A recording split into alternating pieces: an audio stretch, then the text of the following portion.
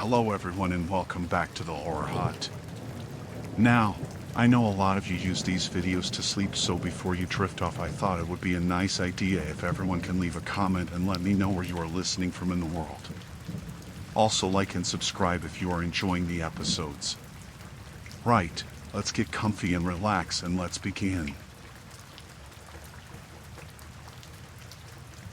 I never thought a simple trip to the farmer's market could turn into something so unsettling. It started like any other Saturday. The sun was out, the air crisp, and I was in the mood for some fresh produce. I had just finished picking out a few apples when I noticed a new vendor in the corner of the market. He was standing behind a small booth, covered with all sorts of homemade jars and bottles. The sign said something about fresh jams, sauces, and a variety of pickles. I wasn't in the market for anything like that, but I thought I'd stop by and see what they had. Maybe I'd grab a jar of jam as a treat. The vendor, an older man with a thick gray beard and glasses, smiled at me when I approached. "Would you like to try a sample?" he asked, his voice friendly but with a tone that was a little too eager. I wasn't sure at first. I don't usually take samples from strangers, but it seemed harmless enough. The market was always busy, with people milling about, chatting with the vendors. It didn't feel like a dangerous situation. So, I smiled back and nodded, accepting a small spoonful of what he called his special peach chutney. The taste was good, better than I expected. The sweetness mixed with a bit of spice was interesting, but nothing I couldn't make myself at home. "Not bad," I said, smiling politely. He seemed pleased with my reaction. "I'm glad you like it. It's a family recipe, you know," he continued, his voice low and somewhat intimate. "I make everything myself, all by hand." I nodded, still standing there, looking around at the other booths. I didn't want to seem rude, but I also didn't want to get caught in a long conversation. "Have you been coming to the market for long?" he asked out of nowhere, his eyes narrowing just slightly, studying me. I was a little thrown off by the question, but I answered anyway.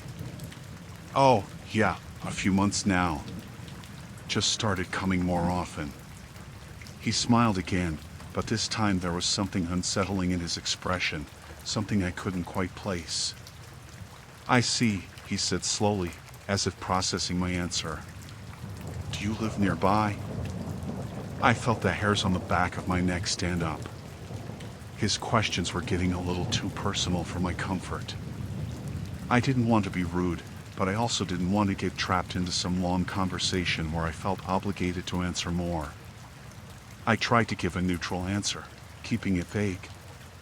"I live just a few blocks away," I said, offering the most general response I could think of.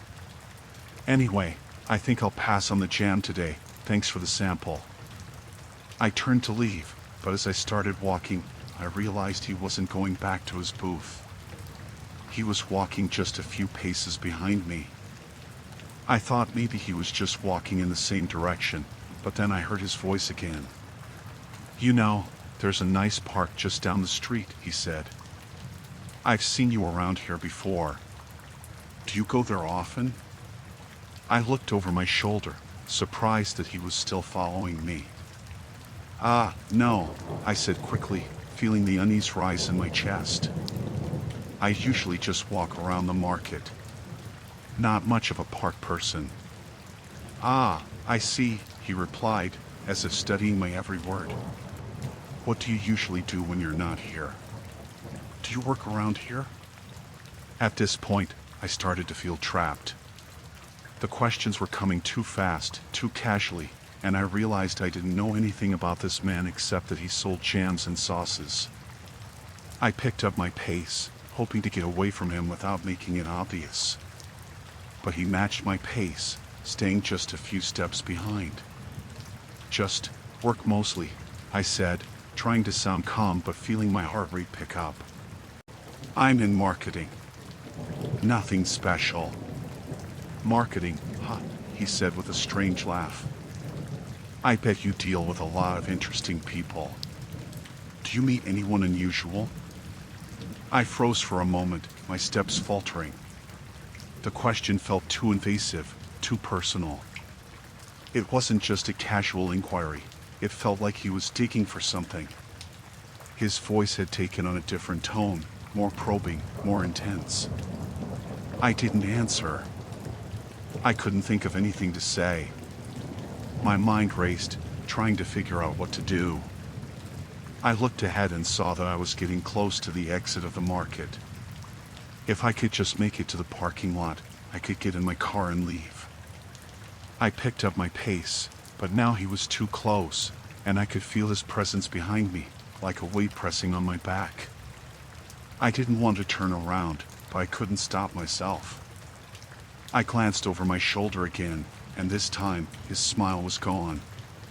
His expression was neutral, but there was something unsettling in the way he was looking at me, like he was waiting for me to say something, to give him an opening. I didn't know how to get away. The market wasn't that big, but there were still too many people milling around. I thought about ducking into one of the nearby shops, but that would just put me in a confined space with him. My stomach twisted in knots as I felt more and more trapped. Just when I thought I couldn't take it anymore, I reached the exit of the market. I quickly walked out into the parking lot, my eyes scanning for my car. But before I could make it to the safety of my car, I heard his voice again. "Don't forget to check out my booth again next week," he said, his voice too smooth, too knowing. "I'll be here." I didn't even turn around. I just kept walking faster, not stopping until I was safely inside my car, locked the door, and drove away. My hands were shaking as I gripped the wheel, and I couldn't stop thinking about how he knew too much, how he followed me, how his questions had made me feel like he was studying me, like I was a specimen for him to analyze. I haven't been back to the market since then, and I can't shake the feeling that he's watching me, waiting for me to return. I don't know why he followed me or what he wanted, but I don't plan on finding out.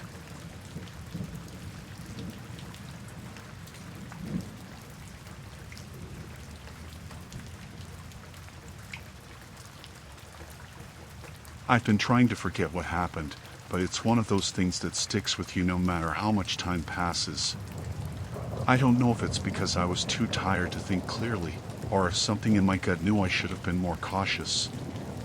I wish I had listened to that voice. It was late.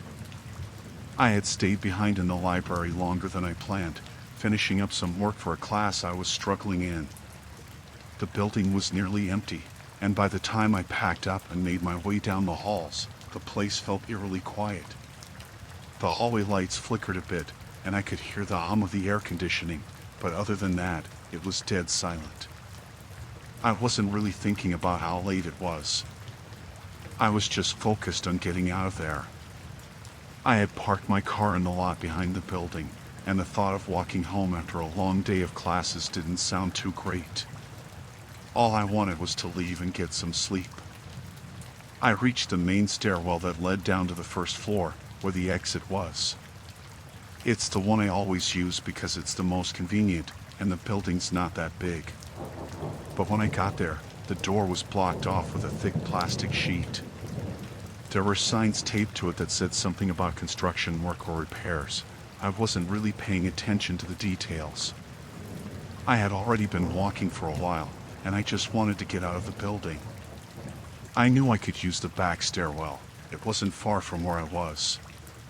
It wasn't ideal, but I wasn't about to go all the way to the other end of the building just to use another stairwell. I decided to cut through the back halls instead. The back stairwell was dimly lit, and it was tucked away behind a set of heavy metal doors. It always had that musty and used smell. I pushed open the door and stepped inside. The sound of my footsteps echoed in the narrow space, and for a moment, I felt a little off. Like I shouldn't be there, but I shook it off. It was just a back stairwell. Nothing out of the ordinary. As I walked down the stairs, I tried to ignore the strange sensation that was creeping up on me. The place felt so still, so quiet. It was like the whole world had shut down for the night, and the only noise was the sound of my feet on the steps. I was almost halfway down when I thought I heard something. At first, I wasn't sure if it was my imagination. Maybe I had just been too tired, but then I heard it again. The sound of a shuffle or a soft movement. I stopped. My heart rate picked up. I could feel my breath getting shallow. The back stairwell was always empty. The building was so old, and there was no reason for anyone to be using it at that hour. But there was someone down there. I told myself it was probably just someone passing through, maybe another student who'd taken a wrong turn, but I couldn't shake the feeling that something was off. I took a few more steps, moving quietly now, trying to get to the bottom without making too much noise. That's when I saw him. I don't know how he had gotten there. He was standing at the bottom of the stairs, just inside the small landing area where the door to the next floor was. His back was to me, but I could tell he was just standing there, waiting. At first, I froze, unsure what to do. Should I turn around and go back? Should I keep going down and pretend like nothing was wrong? I felt a surge of panic rise in my chest, but I couldn't make myself move. He shifted then, just slightly, and I could see his face. He had a hood on, but his features were still visible, sharp cheekbones, dark hair, and an expression that made me want to throw up. He was smiling. It wasn't the kind of smile you give when you're happy to see someone. It was something else. Something darker. I wanted to call out, to ask him if he was okay, but my voice caught in my throat. I had no idea who he was, but I knew that smile wasn't a good sign. The hairs on the back of my neck stood up, and my body screamed at me to turn around, to run back up the stairs and get out of there, but I couldn't. I was paralyzed. He took a step forward, and it was like the world slowed down. I could hear my heartbeat pounding in my ears. He didn't say anything, but I knew he was aware of me. And the way he was standing, it was like he was waiting for me to come down to him. He didn't seem like he was in a hurry, or even that he was scared. He just stood there, like he was waiting for something. I thought about running up the stairs, but I didn't want to turn my back to him. Something told me I couldn't risk that. So, I did the only thing that made sense. I spoke. Excuse me, I said, my voice barely above a whisper. Are you lost? He didn't respond. He just kept smiling. It was the kind of smile that made my stomach twist. The kind of smile you give someone when you've got some kind of control over them, when you know they're scared. I didn't know what to do. Should I keep talking? Should I try to push past him? But before I could make up my mind, he took another step forward. My body screamed at me to move, but I couldn't. I was too terrified to move. I stayed frozen, watching him come closer, closer. That's when something in me snapped. Without thinking, I took off. I turned around and ran up the stairs as fast as I could, my heart thudding in my chest. I didn't dare look back to see if he was following me. I just ran, and I didn't stop until I was back in the main building. My legs were shaking so hard I could barely stand, but I kept going, stumbling toward the front doors. I don't know what would have happened if I hadn't run. I don't know if he was really going to hurt me or if he was just messing with me, but I don't think I want to know. When I finally made it outside, I was shaking uncontrollably. I tried to calm myself down, but it was hard. I didn't feel safe again until I was in my car, driving away from that building. Even then, I couldn't shake the feeling that someone was watching me. I never used that back stairwell again, and I don't think I ever will. Even now, whenever I walk past that building, I can't help but look up at the windows, wondering if I'll see him standing there.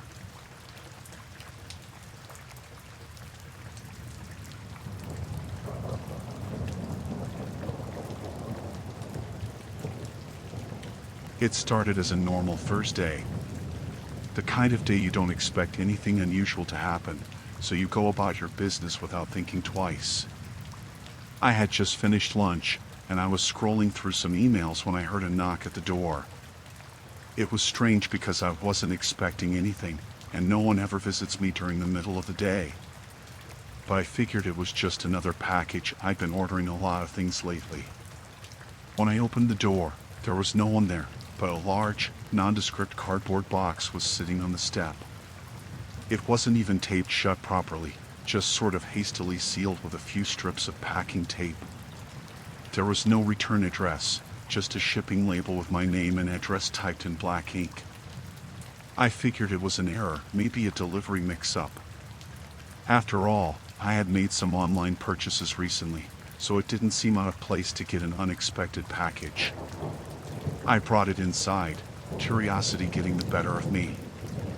At first, I thought I'd just call the delivery service and have them pick it up, but then I realized I'd better check it myself to avoid making a bigger fuss. As I peeled away the tape, I noticed the box felt unusually heavy for its size.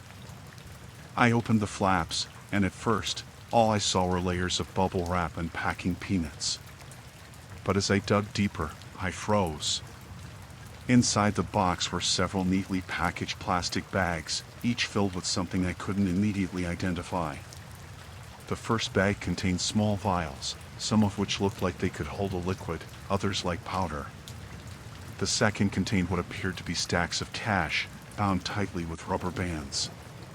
And the third, that was when I realized something was seriously wrong.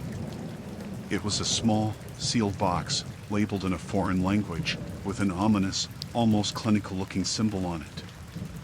I had no idea what any of it was, but my mind immediately began racing, trying to make sense of it. I knew right away that these were not things I should have had in my possession. I was in a complete panic at this point. I thought about calling the police, but I hesitated. What if it was just a mistake? What if it was meant for someone else and I got tangled in something I didn't even understand? I knew I couldn't just throw the package away or ignore it. This wasn't something you could easily explain away, and the weight of it all began to settle in. I paced around my apartment, trying to calm myself down. The more I thought about it, the worse it seemed. I looked out the window and realized something else. There was a car parked across the street. It had been there for a while, and I don't remember seeing it when I left for lunch. At first, I told myself it was probably just a neighbor's car, but then I noticed something strange. The person sitting inside wasn't moving. I stared at the car for a long time, trying to make out any details through the blinds. There was a man inside, but he wasn't looking at anything. He was just sitting there, still, like he was waiting. It made my skin crawl. I'd never seen him before, and I didn't recognize the car either. Could this be a coincidence? I went back to the package, still unsure what to do. I carefully closed it up, trying not to disturb anything too much. My mind raced with the possibilities. If this was a mistake, why wasn't anyone trying to retrieve it? The more I thought about it, the more I started to suspect this wasn't an error at all. Someone had deliberately sent this package to my home. I pulled my phone out and checked the delivery tracking. Nothing. The status said it was delivered, but there was no sign of a shipment order from my account. It didn't add up. I tried calling the courier service, but they were closed for the day. That left me with no answers. The car across the street was still there, parked in the same spot, with the man still sitting inside, doing nothing. At this point, I felt completely exposed. I wasn't sure what was going on, but I felt the weight of the situation pressing down on me. I decided to take a chance and called a friend. I told him about the package, about the man in the car, and how everything felt off. He didn't have much advice, but he did tell me to stay inside and keep the doors locked. As I was talking to him, I saw something else, a shadow darting quickly past the window. I froze. Someone was walking across the yard toward my front door. It wasn't the man in the car. This was someone else. I hung up the phone and moved quietly to the window, peeking through the blinds just enough to see outside. The person walking toward my house didn't seem to notice I was watching. I couldn't make out any details, but their gait was hurried. My breath caught in my throat when they reached the porch. They stopped right at the door, almost like they knew exactly where they were going. I didn't know what to do. The last thing I wanted to do was open the door and face whatever was happening. I could hear my heart pounding in my ears as I slowly backed away from the window. My mind was racing, trying to piece everything together. The strange package, the man in the car, and now this person at my door. I couldn't tell if I was imagining things, but it felt like I was being watched. Like the whole situation was a setup. I locked all the windows and doors, double-checked everything, and grabbed my phone, ready to call the police if necessary. I looked out the window again, and the man in the car was gone. But I couldn't shake the feeling that something was wrong. The person who had been walking across the yard, they were gone too, just vanished into thin air. Had they come for the package? Were they watching to make sure I didn't call the authorities? I had no idea, but I knew that whatever was going on, it wasn't normal. The next few hours felt like an eternity. I kept my phone close and stayed away from the windows, too scared to check if anyone was outside. I didn't sleep that night. I stayed awake, wondering if someone would come back for the package. The next morning, I contacted the police, and they came by to take the package for evidence. They didn't give me many details, but assured me they would look into it. They seemed to believe it was a mix-up, though the fact that it had no tracking or return address made them suspicious. It's been weeks since then, and I still don't feel safe. I moved my furniture around, changed my daily routine, and made sure I'm always paying attention to what's going on outside. I can't shake the feeling that someone is still watching me, waiting for me to slip up. And every time I hear a knock at the door, or see a car stop across the street, I get that same sinking feeling in my stomach. I've never felt more paranoid in my life. The whole thing doesn't add up, and I'm starting to think the package wasn't a mistake after all. Whoever sent it, whoever's been watching, they haven't left. And I don't know when they'll be back.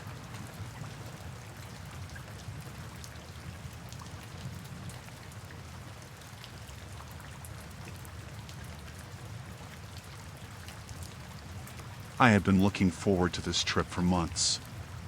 A solo getaway to decompress, clear my head, and get some writing done. I booked a modest hotel in a quiet city where I wouldn't know anyone, deliberately choosing some place that didn't feel too touristy. The hotel itself wasn't fancy, but it had good reviews online and seemed clean and safe, exactly what I needed. The first night was uneventful. I had dinner at a small cafe nearby, came back to the room, and spent a couple of hours watching TV before heading to bed. The room was on the 4th floor, tucked at the end of a long hallway. It was quiet, with the faint hum of the HVAC system filling the silence. I liked the solitude. The second night, however, was when things got strange. It was around 10 p.m. I'd spent most of the day walking around the city and was feeling tired but satisfied. After a long shower, I changed into pajamas and settled into bed with my laptop, trying to work on a short story I'd been meaning to finish. I'd barely typed a paragraph when I heard a soft knock at the door. It startled me. I hadn't ordered room service or requested anything from the front desk. For a moment, I thought I'd imagined it, but then it came again, louder this time. "Housekeeping," a woman's voice called out. I frowned. It didn't make sense for housekeeping to come by this late. Normally, they clean the rooms during the day, and if you need something after hours, you call the front desk. My mind immediately went to all the stories I'd read online about scams and hotel thefts. But I told myself I was probably overreacting. Maybe they were short-staffed or had a new hire who didn't know the schedule. Still, something didn't feel right. I got out of bed and approached the door cautiously. The peephole was foggy, maybe scratched from years of use, so I couldn't see much beyond a vague silhouette. The voice called out again, "Housekeeping." "Just checking in." That didn't make sense. Why would housekeeping need to check in at 10 p.m.? I hesitated, my hand hovering over the lock. "What do you need?" I asked, trying to keep my voice steady. There was a pause. "Towels," she said finally. "I have fresh towels." "I didn't ask for any," I replied. Another pause. "Then, it's complimentary." I stepped back from the door, my heart starting to race. Something about her tone felt off. It was too rehearsed, like she wasn't used to saying it but thought it sounded convincing. My instinct screamed at me not to open the door. "No, thank you," I said firmly. "I'm fine." For a moment, there was silence. Then, I heard the faintest sound, like someone brushing against the door or leaning against it. My skin prickled. After what felt like an eternity, the footsteps retreated down the hallway. I waited until I couldn't hear them anymore before I finally let out a breath I hadn't realized I'd been holding. I double-checked the lock and slid the metal latch across for good measure. Then I sat back on the edge of the bed, my mind racing.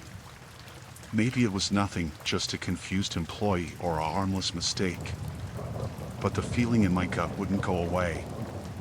The rest of the night, I couldn't relax. Every little sound from the hallway made me tense up, imagining the worst. I eventually fell asleep with the lights and the TV on, clutching my phone like a lifeline. The next morning, I went down to the front desk. The woman behind the counter greeted me with a cheerful smile. I hesitated for a moment, not wanting to sound paranoid, but I finally asked, "Does housekeeping normally do rounds late at night?" "Around 10 p.m.? Her smile faltered, replaced by a look of confusion. "No, not at all," she said. "Housekeeping finishes their shifts by 6 p.m. Was someone bothering you?" I told her what happened, trying to keep my voice calm. Her expression grew more concerned as I spoke. She assured me that no staff had been scheduled for my floor at that time and promised to look into it. I nodded, but the uneasy feeling in my stomach didn't go away. For the rest of the day, I couldn't shake the incident. I avoided the hotel as much as possible, spending hours in coffee shops and public parks, surrounded by other people. When I finally returned that evening, I asked for a different room, preferably on a higher floor. The staff accommodated my request without question, and I felt a small sense of relief. But that night, as I lay in bed in my new room, I couldn't stop thinking about the voice at the door. The pauses in her answers. The way she'd lingered, as if waiting for me to open up. I wondered what would have happened if I had. Would she have come in alone? Or was someone else waiting around the corner, out of sight? I don't know who or what was behind that door. Maybe it really was just a harmless misunderstanding. Or maybe it wasn't. All I know is that I've learned to trust my instincts, even when the logical part of my brain tells me I'm being silly. Sometimes, that gut feeling is all you have to keep you safe.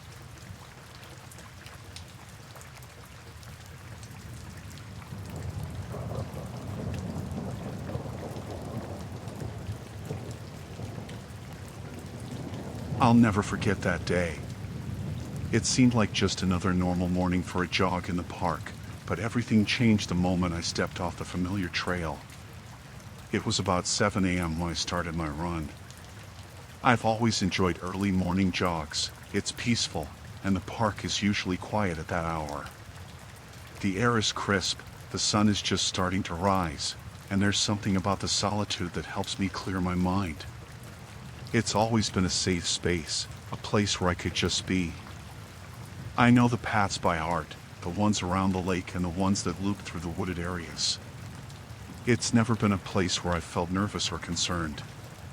As I passed the entrance to the wooded trail, I saw a man standing just off the path. He was pacing back and forth, looking down at the ground, seemingly anxious. I thought nothing of it at first. I'd seen other joggers and walkers before, so I kept going. But then I heard him call out, "Hey, excuse me. Can you help me out for a second?" I slowed my pace, not sure what he wanted. I looked over and saw that he was holding a leash, but there was no dog in sight. "Sure, what's up?" I asked, now slowing to a walk. "I lost my dog," he said. "I was walking him, and he ran off. I can't find him. Have you seen any dogs around here?" At first, I thought it was just an unfortunate situation. It happens.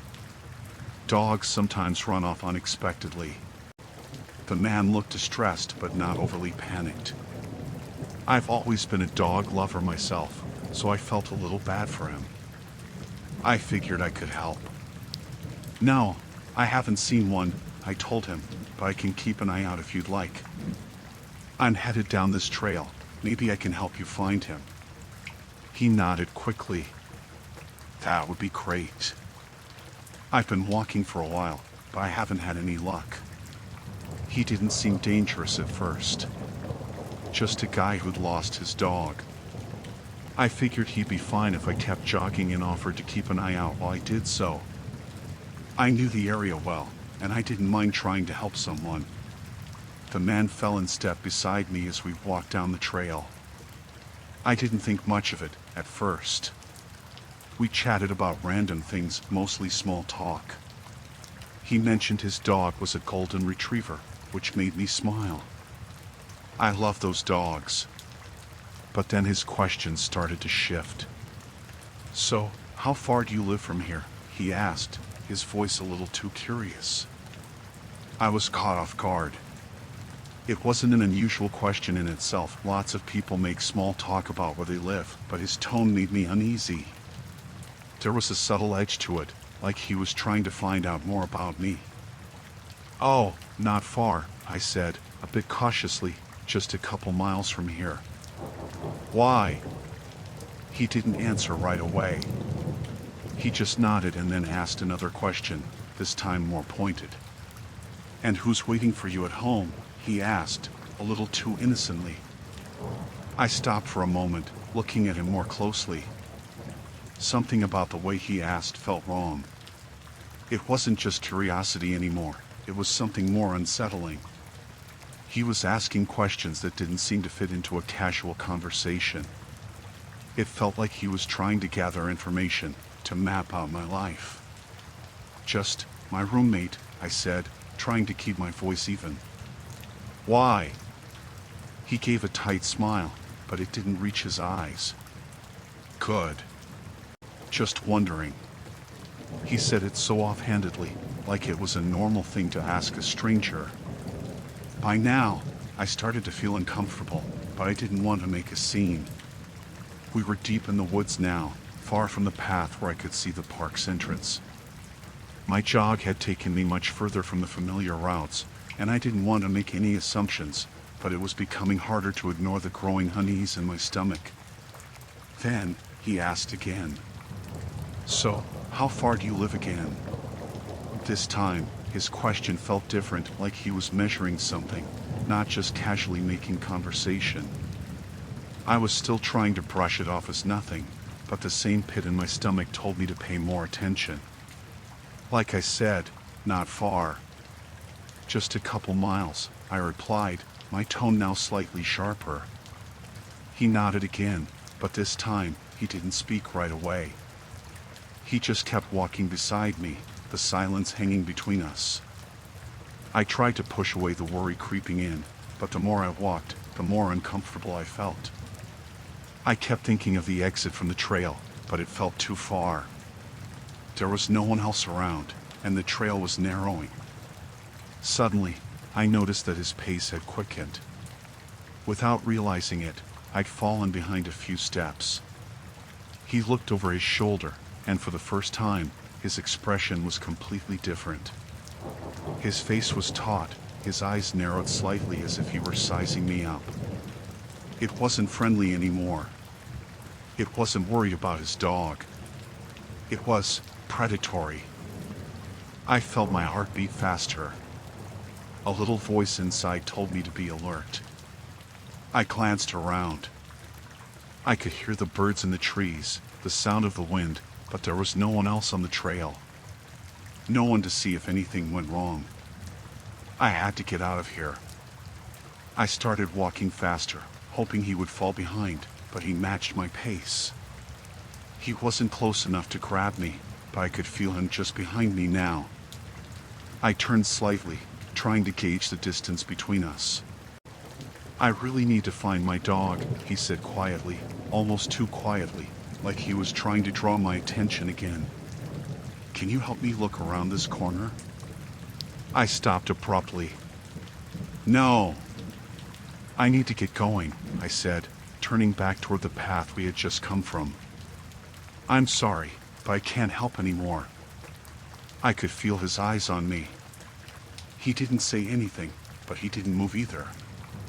I was backing up now, my instincts kicking in, screaming at me to turn around and run. I'll just leave you to your dog then, I added quickly, trying to put as much space between us as possible. And that's when he stopped following. He stood there, still and silent, watching me with that cold, calculating gaze, and for the briefest moment, I thought he might take a step toward me. But instead, he just stood there, his face expressionless. I didn't give him another moment. I turned and ran, as fast as I could, until I broke free of the trees and was back on the main path. I kept running until I was near the parking lot where a couple of joggers had gathered, and only then did I slow down. I didn't look back once. I didn't tell anyone at first. I thought it might have been a coincidence, that I was overreacting. But I can't forget the way his eyes looked at me, how he asked those questions that no one should ask a stranger in the woods. I don't know what his intentions were, but I'm sure glad I didn't find out. I haven't been back to that part of the park since.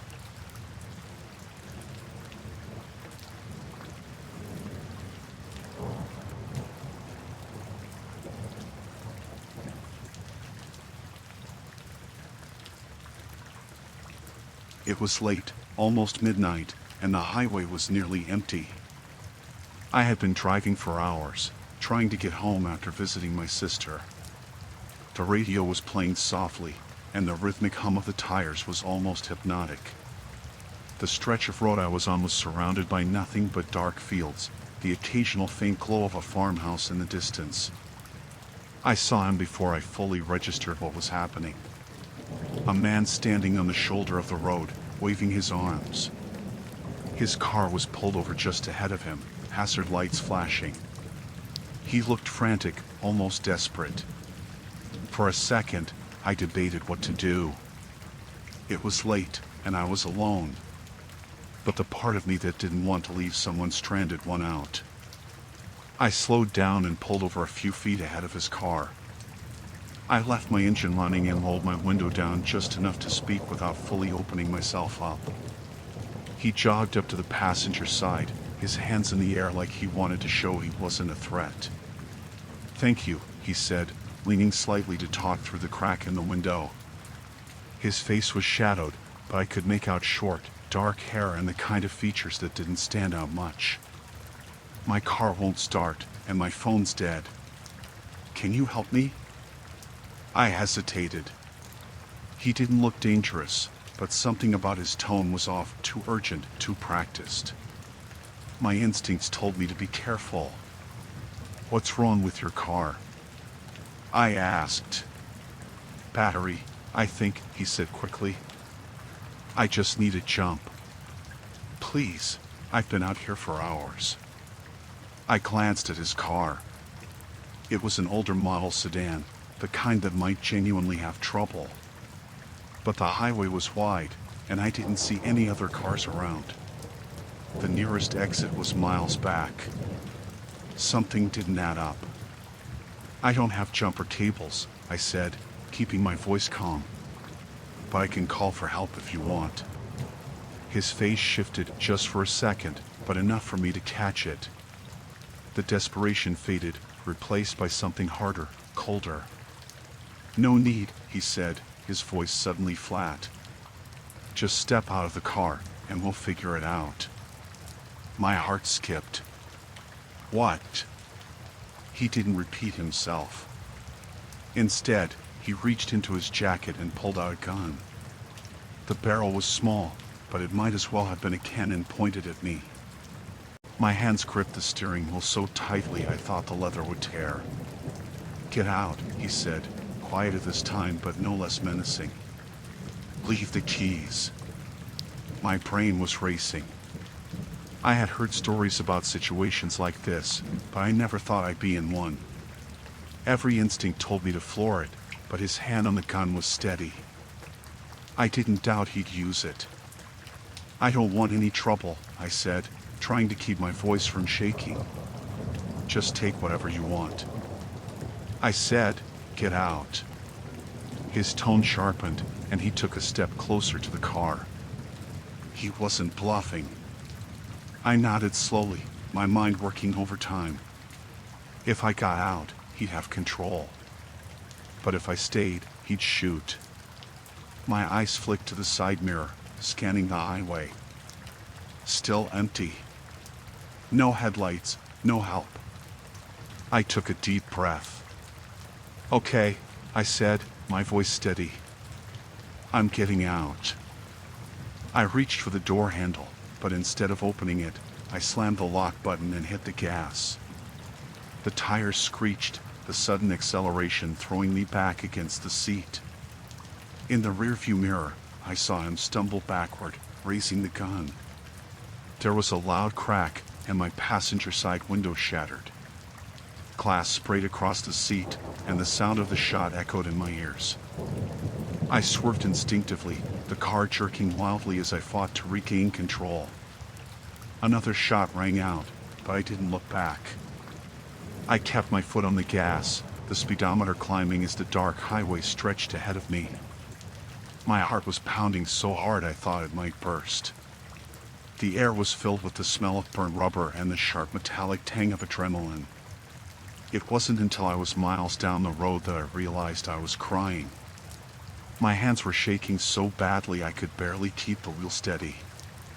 The shattered window whistled as the wind rushed through, the cold air biting at my face. I didn't stop until I saw the glowing lights of a truck stop in the distance. Pulling into the lot, I parked near the entrance, surrounded by big rigs and a few other cars. My body felt like it was moving on autopilot as I got out and stumbled inside.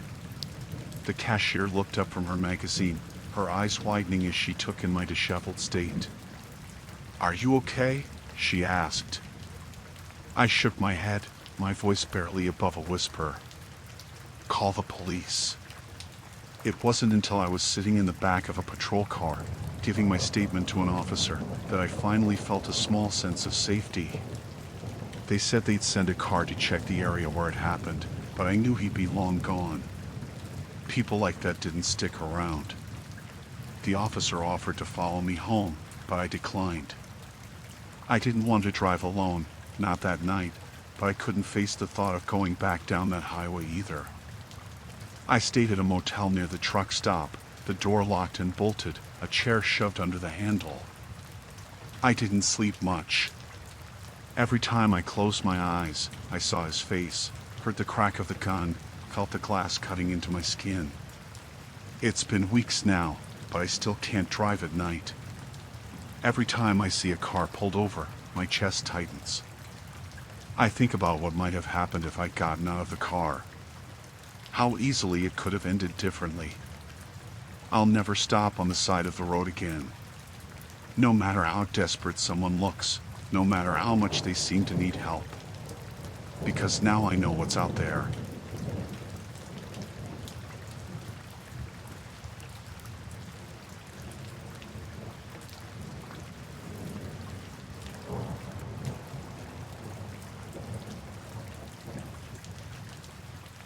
I've been running the same route for years.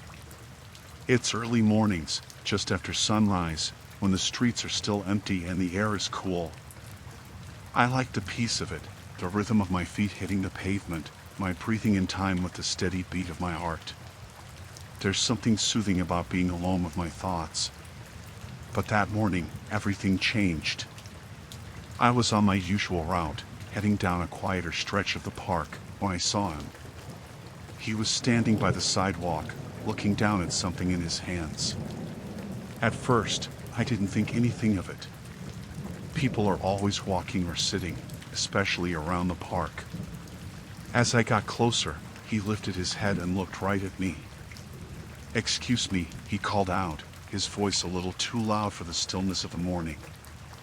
I slowed my pace just slightly, not wanting to come off rude, but I wasn't in the mood to stop. "Yeah," I replied, trying to keep my pace up. I wasn't planning on engaging much. "Do you know where the nearest gas station is?" he asked, still standing in the same spot. His hands were shaking slightly, like maybe he was cold or nervous. His clothes were ragged, nothing that screamed normal. Just a plain hoodie and worn-out jeans, nothing remarkable. "Ah, yeah, just keep going down the street and turn left at the next light," I said, not wanting to be bothered. I started to pick up speed again, hoping that would end the conversation. But he didn't move. "Actually," he said, his voice quieter now, "I'm kind of lost. Do you know if there's a bus stop around here?" At this point, I was slowing down, not sure how to handle it. He wasn't exactly threatening, but something about his demeanor felt off. He was too still, too intense. And the fact that he hadn't moved from his spot told me something wasn't right. "There's a bus stop about a block away," I said, not breaking stride, trying to give a quick answer and move along. But he wasn't letting up. Can you help me find it?" I stopped. Not fully, but enough that I could look at him. There was something in his eyes, something desperate, almost pleading. The sun was starting to rise higher, casting a warm light on everything around, but I felt a chill run through me. He was standing too close, now taking a step toward me. "I don't know if I can." "I'm just running," I said, my voice tight. The last thing I wanted was to be stuck in a situation where I felt unsafe. He didn't seem to understand. Or maybe he didn't care. "I just need help," he said, his voice quieter now, more insistent. "I'm really lost. It's really important." There was a pause. He seemed to be waiting for something. I felt my chest tighten. My instincts told me to go, to move, to get away, but I stayed. I wanted to be polite. I wanted to help, but something in me screamed to walk away. Still, I wasn't sure what to do. I stood there for a second, trying to find the right words, but the moment felt strange, heavy. He was looking at me like he was waiting for me to do something. "I really need to find it." "You're not going anywhere, right?" he asked. "What?" My heart skipped a beat, and I suddenly felt very exposed. He had no business asking me that. No business asking me anything anymore. I took a quick step back. "I've got to go," I said, trying to keep the tremor out of my voice. I turned and began jogging again, but before I could even get a few paces away, I heard his footsteps behind me. Heavy and deliberate. Not the quick, light footfalls of someone who's just out for a morning jog like me. I could feel his presence closing in behind me. I picked up the pace, trying to put distance between us, but he matched it. My heart started pounding in my chest. There was no mistaking it now, he was following me. I looked over my shoulder. He was maybe 10 feet away, and he wasn't slowing down. His pace was steady, determined. And now I was scared. "Why are you following me?" I asked, my voice coming out shaky even though I didn't want it to. He didn't answer. He just kept following, keeping that distance, like he was toying with me. I rounded a corner, hoping to lose him, but when I glanced back again, he was still there, just behind me. His gaze never left me. A sudden panic flooded me. I knew I couldn't outrun him for long, and I didn't want to go any further into the park. It was too isolated, too empty. I thought about calling someone, but I didn't even have my phone with me. There was a bridge ahead, a small overpass that led to a busier street. I made up my mind and began running hard, faster than I'd ever run before, trying to reach that bridge. The sound of his footsteps grew louder behind me, but I didn't dare look back. I made it to the bridge, and for the first time, I risked a glance behind me. He was still there, maybe 20 feet back. But something had changed. The look in his eyes was more urgent now, like he realized he'd almost lost me. I didn't wait to find out what would happen next. I ran as fast as I could toward the main road where there were cars, people, life. I couldn't risk staying in that park, not with him so close. I made it to the main street and kept going until I reached a convenience store. The door was unlocked, and I rushed inside, breathless, shaking. I looked out the window, but he didn't follow me any further. He had stopped just at the entrance to the park, watching me. And then he turned and disappeared back into the trees. I stayed inside for a while, unsure of what to do. I didn't call the police because I couldn't explain it. Nothing had really happened, right? He hadn't hurt me. He just followed me, made me feel like prey. But it was enough to make my heart race even now, days later. I don't know what his intentions were, but I know one thing: I've never run that route again.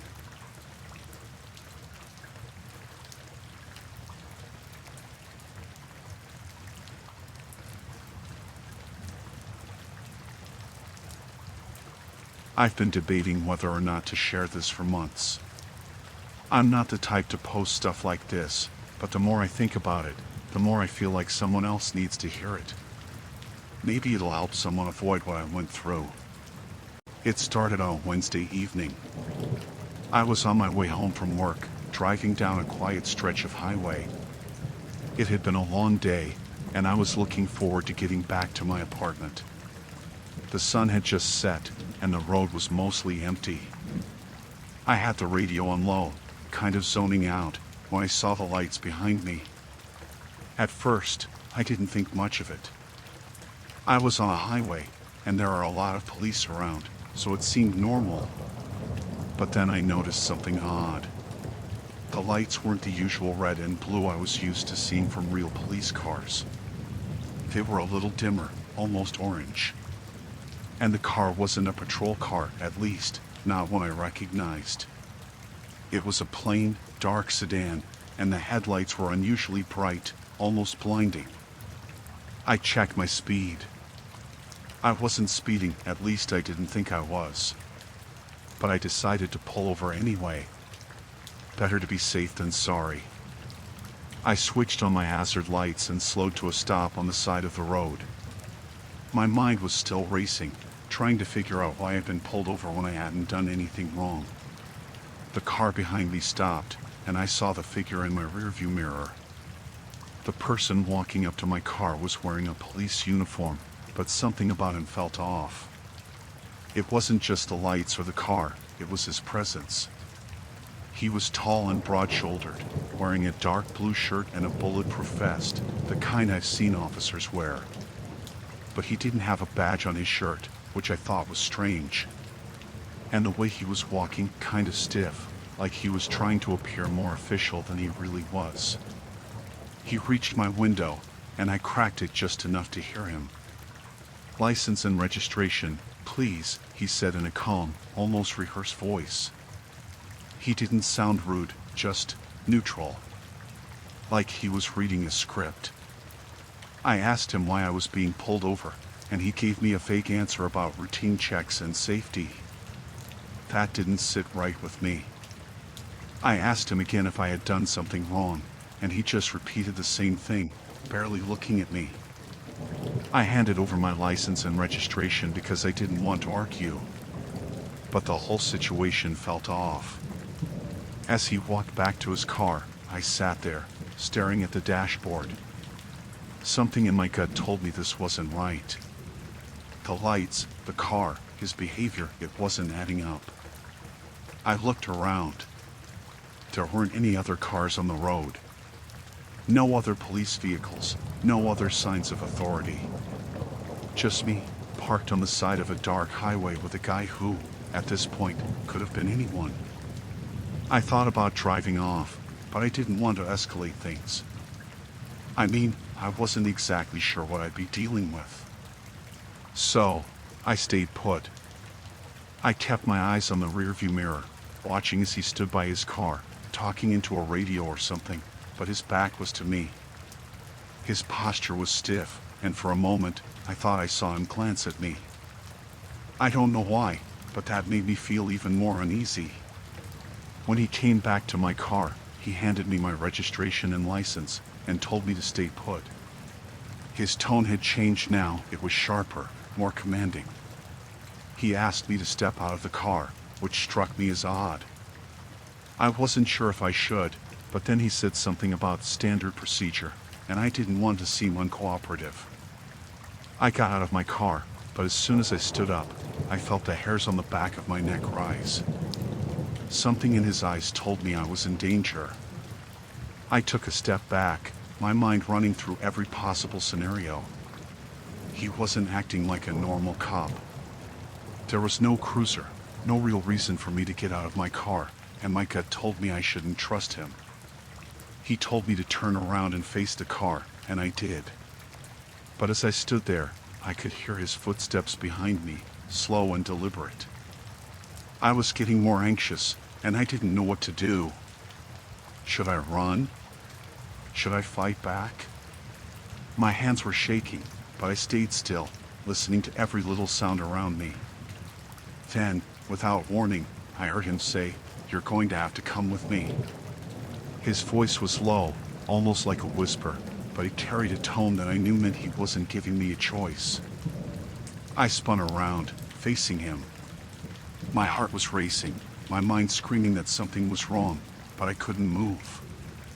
He was standing there, close, too close, and I could see the slight smirk on his face. That's when I knew for sure this wasn't a real cop.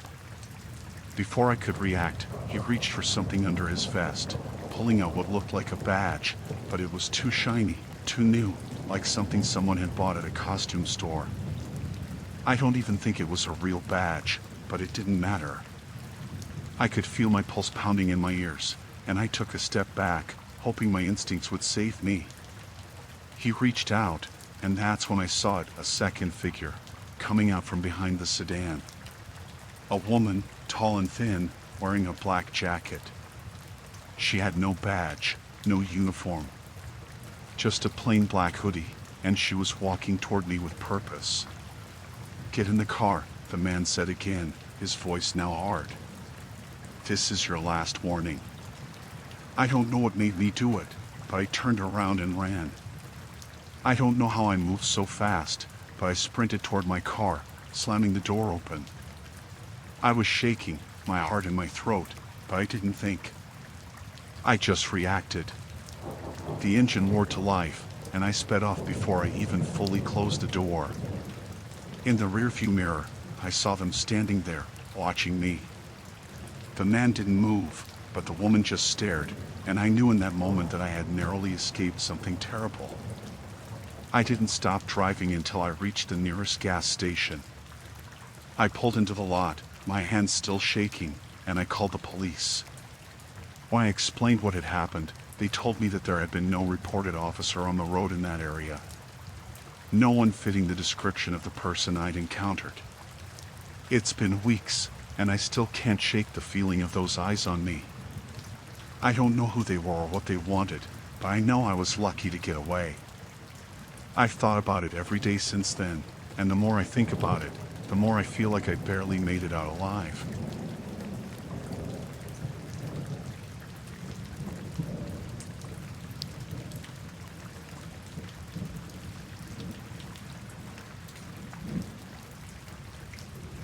It was supposed to be a peaceful weekend getaway, a chance for the group to escape the noise of city life and get back to nature.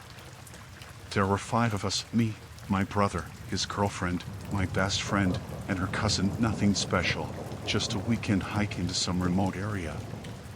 We'd been planning it for months, picking out a spot we thought would be quiet and secluded. None of us were expecting anything to go wrong. We were just looking forward to some time by the fire, some good food, and maybe a few hikes through the woods. The first day went off without a hitch. We set up camp at a small clearing near a creek, made a fire, and spent the evening talking, cooking dinner, and drinking a little. The place was perfect, quiet, private, just far enough off the trail to feel like we were really away from everything. The forest felt peaceful, even a little magical. At least, that's how I saw it then. But things started to feel off on the second day. We woke up to the sound of birds, but there was something wrong with the quiet. It wasn't the usual kind of quiet you expect in nature, where it's just peaceful and calm. It felt too still, like the air was holding its breath. Still, we brushed it off, made some breakfast, and headed out for a hike. It was a long walk, more than we had planned, but none of us really cared. We were all in good spirits, just enjoying the fresh air. When we got back to camp around late afternoon, something felt strange. The whole area around the clearing seemed darker, even though it was still light outside. I couldn't put my finger on it, but I just felt uneasy. We went about setting up for dinner, but it was hard to shake the feeling. Maybe it was just the tiredness setting in. After we ate, my brother and I decided to take a walk to stretch our legs and clear our heads. The rest of the group stayed by the fire, talking and laughing. It was just a short walk down the trail that led back to the road where we parked. We weren't going to leave camp, just wander a little to get some fresh air. That's when we saw it. About half a mile down the trail, right where the road met the wooded area, there was a gate, rusted, heavy, and completely out of place. It was blocking the path, completely shutting off the only way out. We both stopped dead in our tracks when we saw it. It wasn't there when we first arrived, not even close. We had walked down this same path that morning, and there had been nothing. The road was wide open, just like it should be. But now, in front of us, was a tall, metal gate that looked like it had been there for decades. I thought it was some sort of private property gate, maybe someone who lived nearby had put it up. My brother suggested it was an old hunting camp or a ranch that used to be around, but I didn't buy it. Something about it didn't feel right. It was too deliberate, like it had been placed there specifically to block us in. We tried to push on the gate, but it was locked, and there were no signs, no markings, nothing to explain why it was there. We looked around for any kind of indication of who might own it, but the woods were completely silent. No houses, no roads, nothing. Just the endless trees on all sides. After a few minutes of trying to figure out how to get through, we decided to head back to camp and tell the others. As we walked back, I couldn't shake the feeling that we were being watched.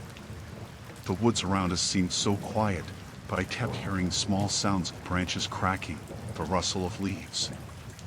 I couldn't see anything, but it felt like something was just out of view, lurking. When we got back to the campsite, we told the others about the gate. At first, they didn't believe us. They thought it was some kind of mistake, or maybe a prank. But when we walked them down the trail to show them, the gate was still there. We all stood there for a moment, staring at it, trying to make sense of it. The sunlight was fading fast, and the whole place suddenly felt darker, colder.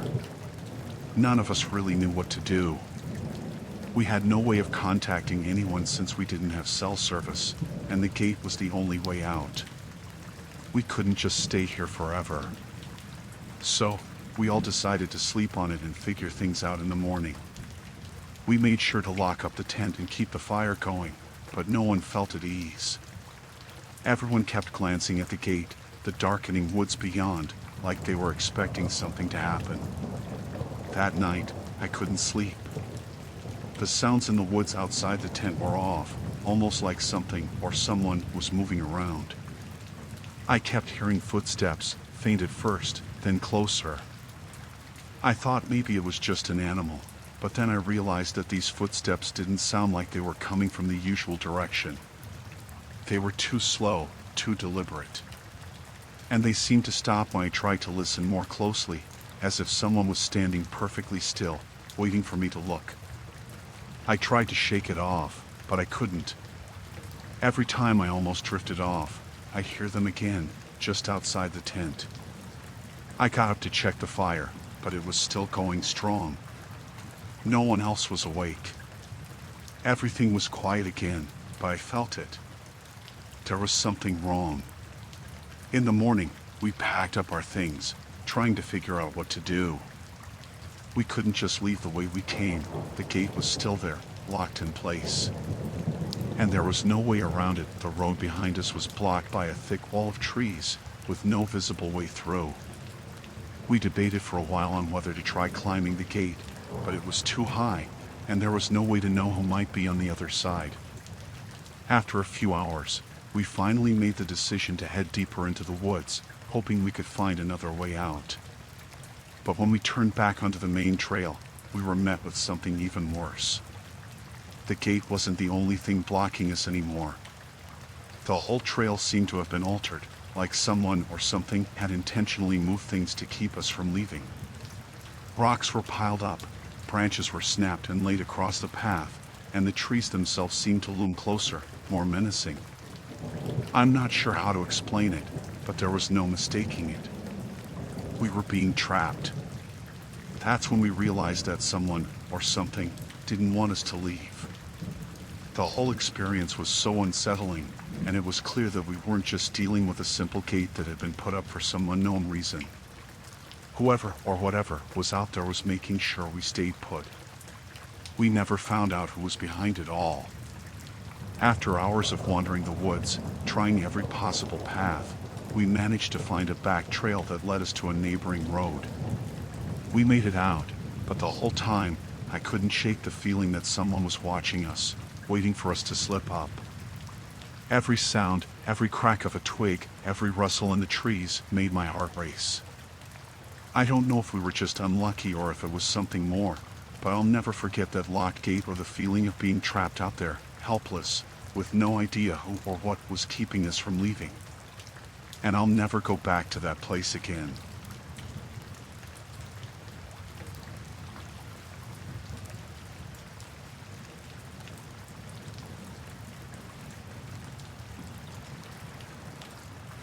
I went out to the woods for some time alone, just me and the quiet. I wanted to get away from everything. I picked a spot I'd been to a couple of times before, about 6 miles from the trailhead. It wasn't an official campsite, but it was flat, had a fire ring, and was close to a creek. Perfect for a couple of nights of peace. The first day was uneventful. I set up my tent, gathered some firewood, and cooked a quick dinner. The weather was good, cool enough for a jacket but not cold. As the sun went down, I sat by the fire and listened to the forest. It was nice. Just what I needed. It was the next morning when things got strange. I woke up early, like always, and was sitting by the fire with a cup of instant coffee when I heard someone coming up the trail. The sound of footsteps wasn't too unusual, even out there, but what caught my attention was how fast they were moving, almost like they were running. I stood up as the guy came into view. He looked normal enough, maybe mid-30s, dressed for hiking, with a big pack on his back. But there was something about the way he was moving that made me uneasy, like he wasn't just out for a stroll.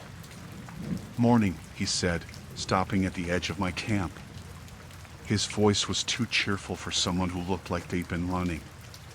"Morning," I said back, keeping my tone neutral. "You all right?" "Yeah, just needed a break," he said, gesturing to my fire.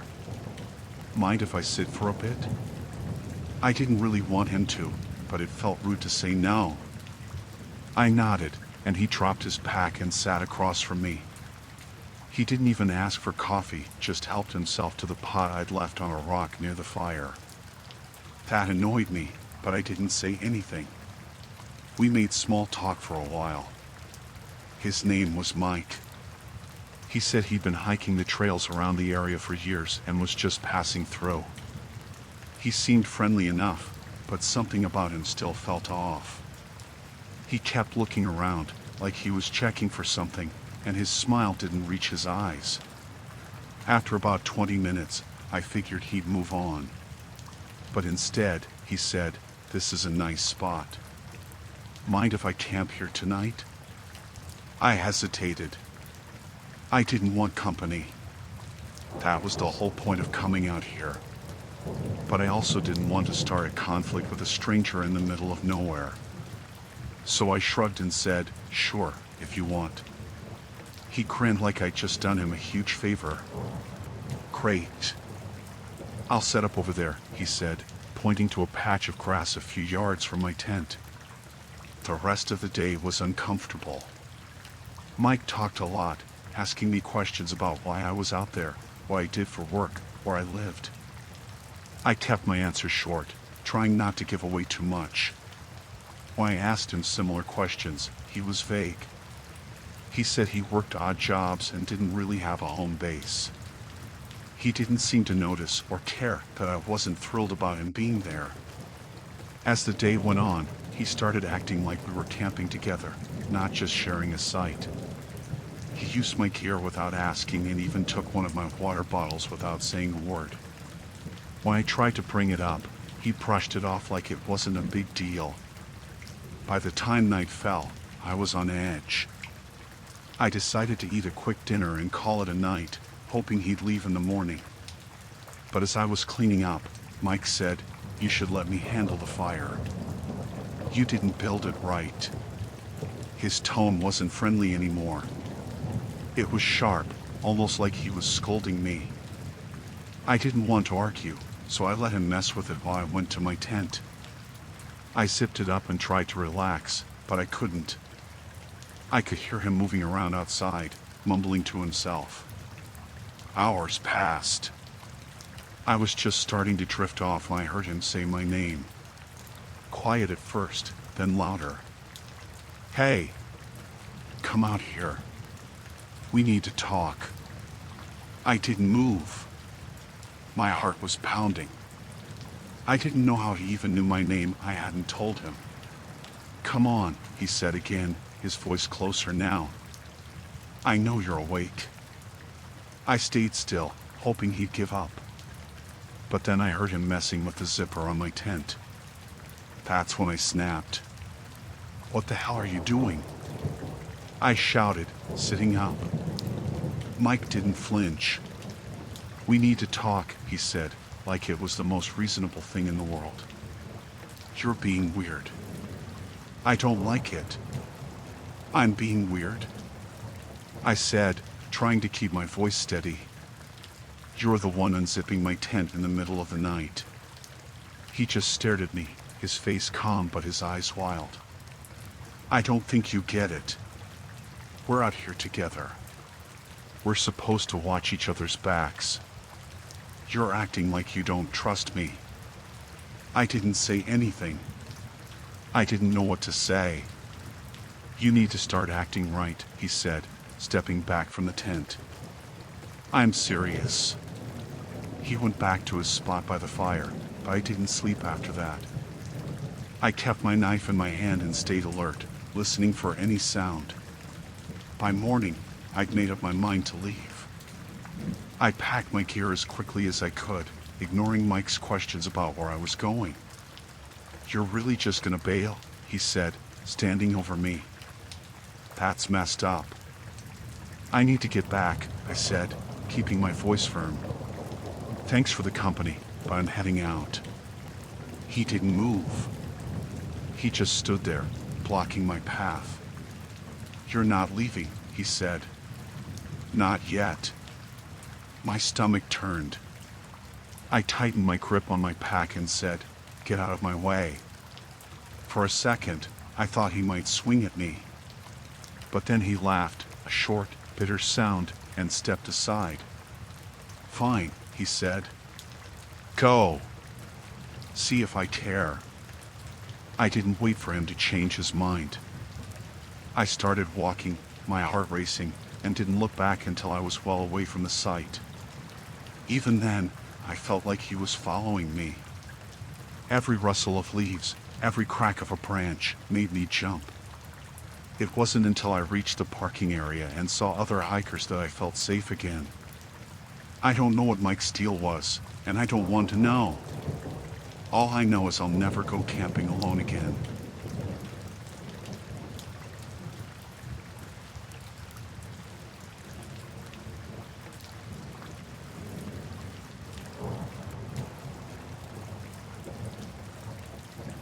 It was one of those nights where the rain never stopped.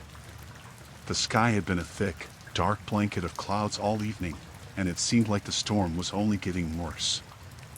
The kind of rain that makes everything feel damp, even when you're inside. The roads were slick, and I could barely see through the windshield. The wipers worked overtime, but they still couldn't keep up with the downpour. I had one last stop before I could head home for the night. A delivery for a house out in a quiet neighborhood.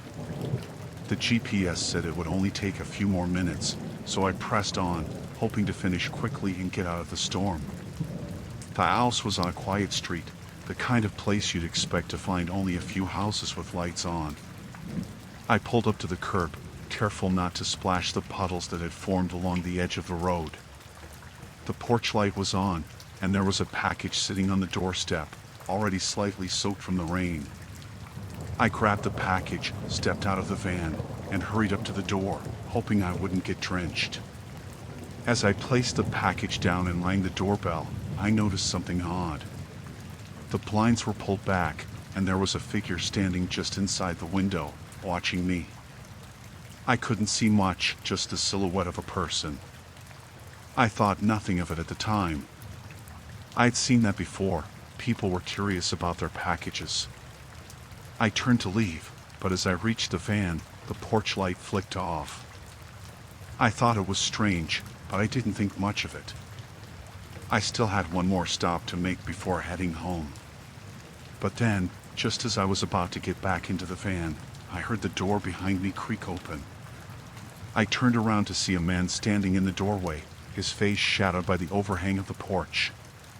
He looked normal enough, nothing out of the ordinary, at least at first glance.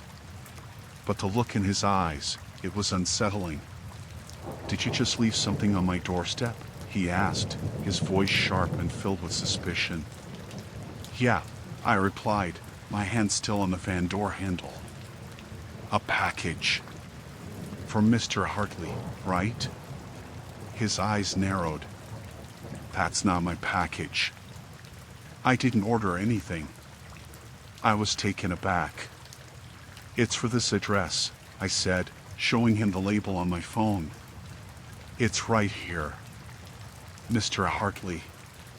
"Don't lie to me," he snapped, cutting me off. "You've stolen it. You're trying to steal my package." I blinked. "What?" "No, I didn't." Before I could say anything else, he stepped out onto the porch, blocking my way to the van. I felt a chill run down my spine. His whole demeanor had shifted from confused to outright hostile. "I want you to prove it. Come inside and show me the receipt or whatever you have. Proof you didn't steal my package." I didn't know what to say. It was a strange request, but I knew I needed to get out of there. "Look, I'm just a delivery driver. I leave the packages at the door. I don't handle the receipts or anything." He wasn't having it. "I don't care. I want you inside now." I felt a rush of panic. There was something off about this situation. I could sense it, even though I didn't know exactly what was wrong. He wasn't acting like someone who just wanted to sort out a misunderstanding. He was angry, almost too angry. "Please, just let me go," I said, trying to keep my voice calm. "I can call my supervisor if you need confirmation. I'm just doing my job." But he didn't budge. Instead, he stepped closer, his voice dropping low, like he was speaking to someone he didn't trust. I said, "Come inside. Now." Something clicked inside me, and I knew I had to get away. I wasn't sure what this guy was planning, but the vibe was all wrong. I quickly stepped back, my eyes scanning the area for an escape. The rain was pouring harder, the wind making the trees sway, but I didn't care about getting wet. I just needed to leave. "Listen," I said, my voice shaking now. "I don't have time for this. I'm not going inside with you." He stepped forward again, his hand reaching for my arm. I jerked back, fear surging through me. I wasn't strong enough to fight him off, and I knew I wasn't fast enough either. "Stop," he growled, his hand now gripping my wrist. "I'll make sure you never work again if you don't come inside." His grip tightened, and panic set in. I could feel my heart racing, my stomach churning. I needed to get away, fast. I yanked my arm out of his grasp, stumbling backward toward the van. "You better not make this harder than it needs to be," he said, his voice low and cold. He stepped toward me again, but this time, I didn't wait. I turned and ran for the van. I didn't even bother with the door. I just scrambled into the driver's seat and slammed it shut, locking it immediately.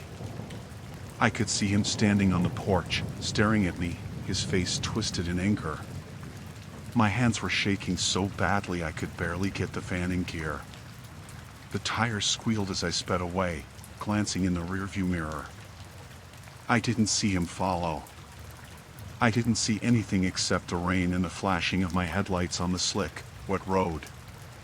When I finally got back to the safety of my office, I called my supervisor. I explained what had happened, but he wasn't much help. "It's a misunderstanding," he said. "You probably just startled him. People can be a little odd." But I didn't feel reassured. There was something in that man's eyes, something dark.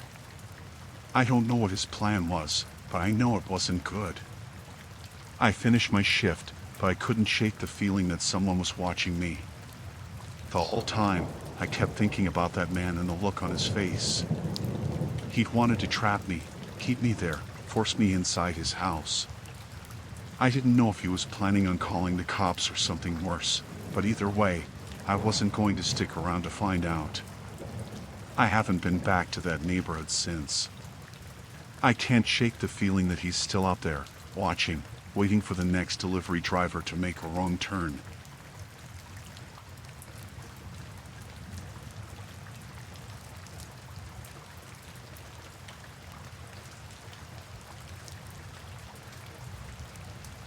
I never thought I'd be writing something like this.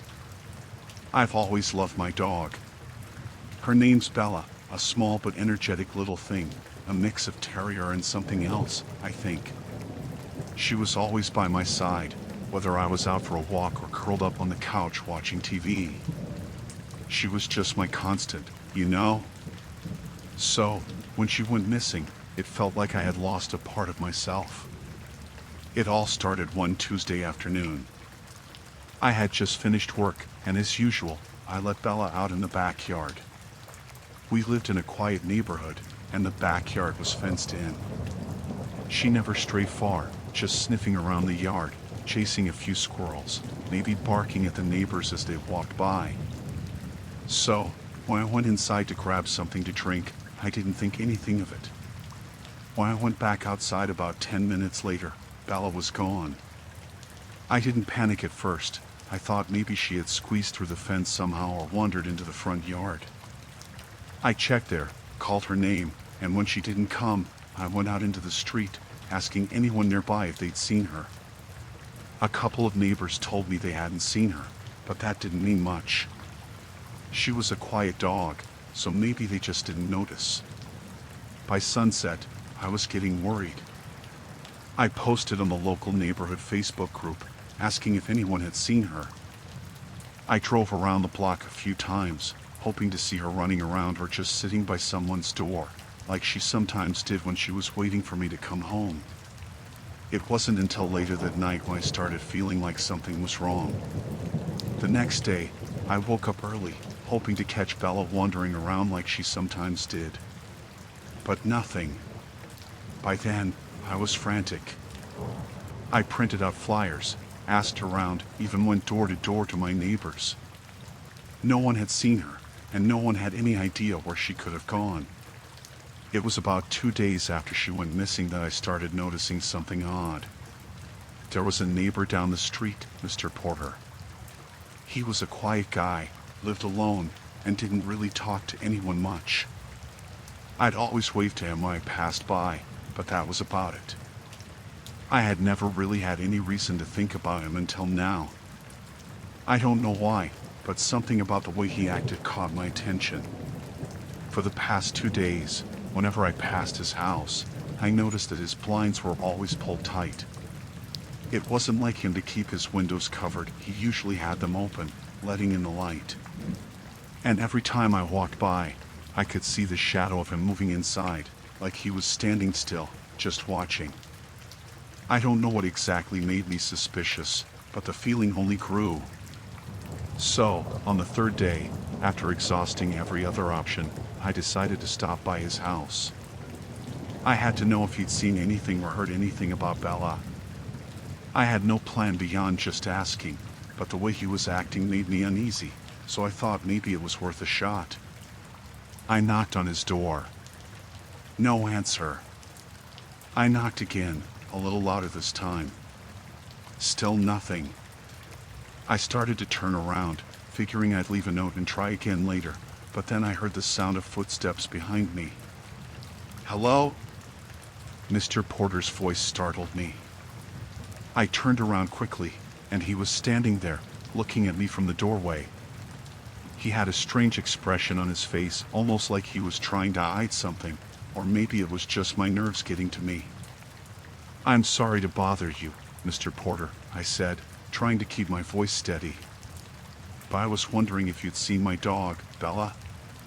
She's been missing for a few days." He paused for a moment before answering, which felt a little too long. "No, I haven't seen anything," he said, his eyes flicking down to the ground. "Sorry to hear that. You should try the animal shelter." I nodded, thinking maybe I had just read into his behavior. People are weird sometimes, right? But as I was about to leave, something made me hesitate. "Wait," I said, not knowing exactly what made me ask, "is there any chance I could take a quick look around your yard? I'm just trying to track down where she might have gone." Mr. Porter's expression changed. He looked uncomfortable, but after a long, awkward silence, he finally said, "Sure, I guess. But there's really no reason to." Before he could finish his sentence, I saw something in the corner of my eye. A shadow. The shadow of something small, moving behind the thick hedge that separated his backyard from the house. "Is that?" I started, but he quickly shut the door behind him, cutting me off. "I wouldn't bother," he said, his voice low and tense now. "You can't just go peeking around people's property." At that moment, I could feel my heart rate pick up. Something wasn't right. Why was he acting like that? Why didn't he want me to look behind the hedge? "I'll be quick," I said, not waiting for him to stop me. I didn't know what was going on, but everything inside me screamed that I needed to see what was behind that hedge.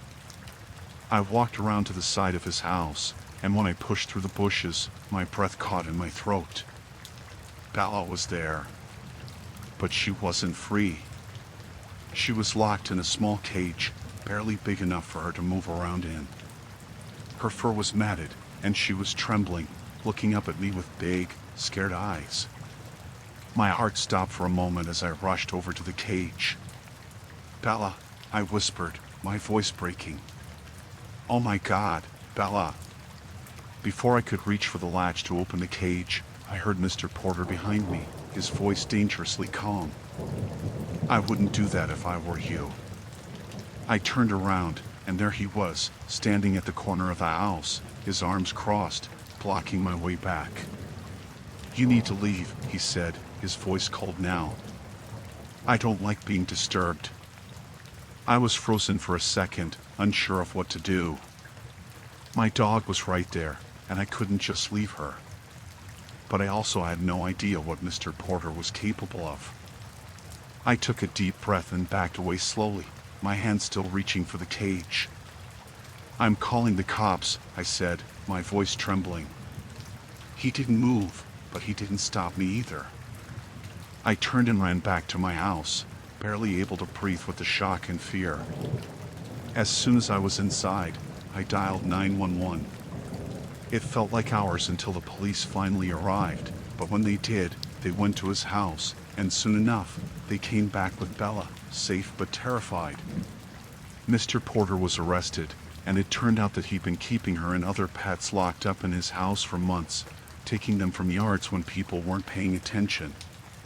He wasn't even the least bit remorseful when the police questioned him. I've never felt so shaken in my life, and I'll never understand why he did it or why he chose my Bella. But I'm just so grateful that I trusted my gut that day. Bella's home now, and I'll never take my eyes off her again. I hope I never run into anyone like Mr. Porter again.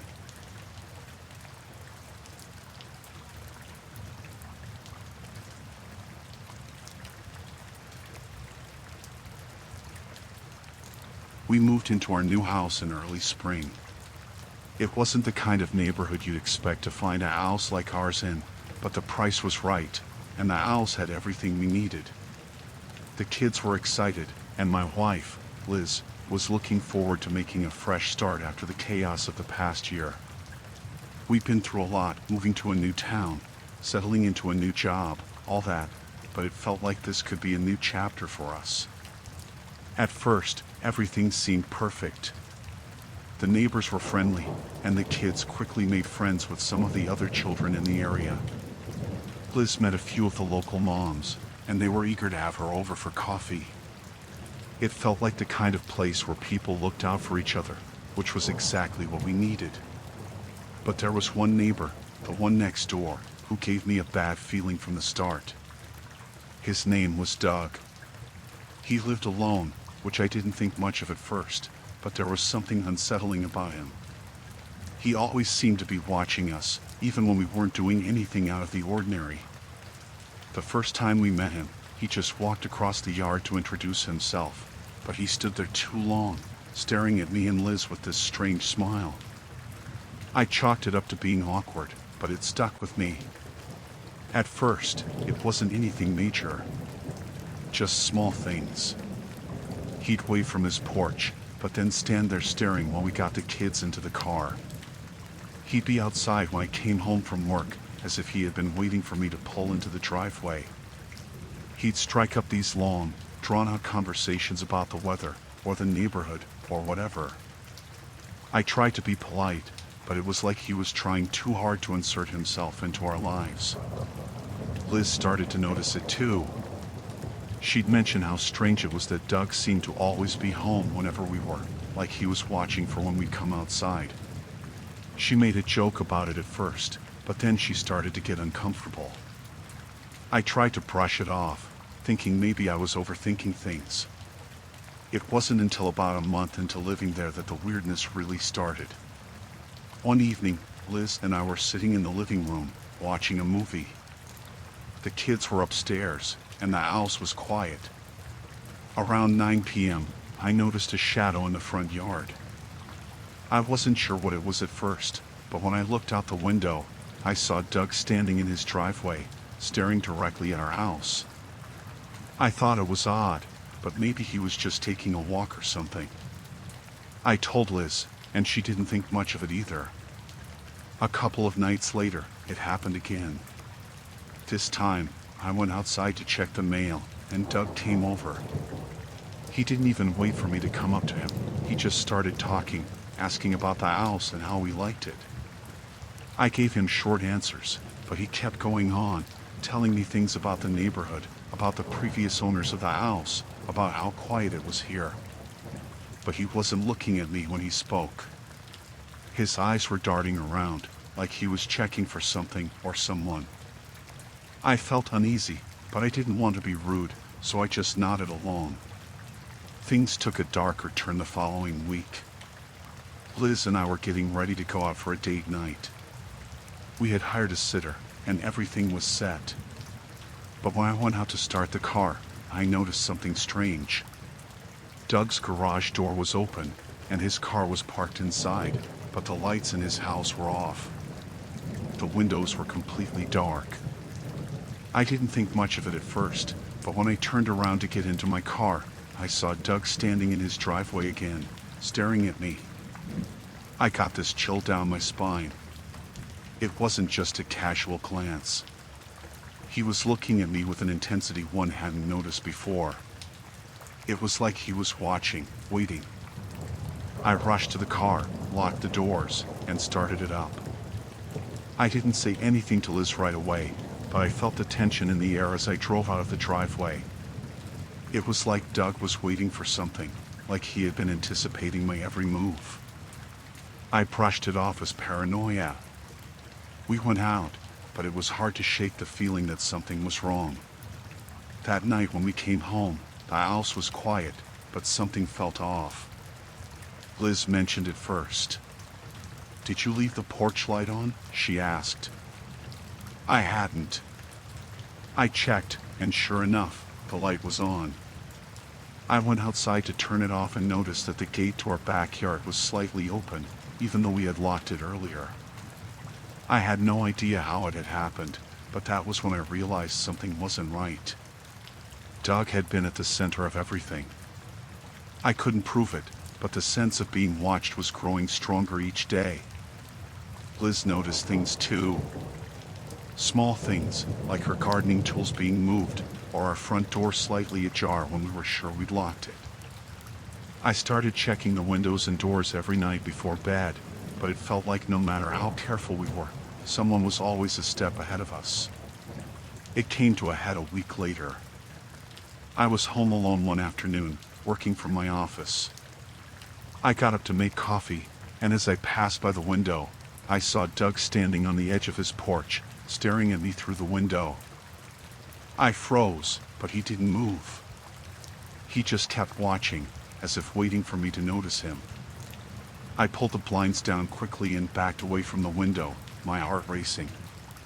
I grabbed my phone and called Liz, but she didn't pick up. I tried again. Nothing. Then I heard the sound of footsteps on my porch. I didn't have to look to know it was him. I could feel it. My blood ran cold as I heard Doug's voice, muffled through the door. "You're home alone, aren't you?" he asked, his voice soft, almost playful. I grabbed the nearest thing to me, a lamp, and I stood still, listening. The door handle rattled, and I could hear Doug's voice again.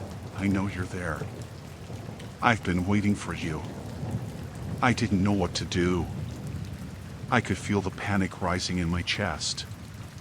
My mind raced, but all I could think was to get out of the house.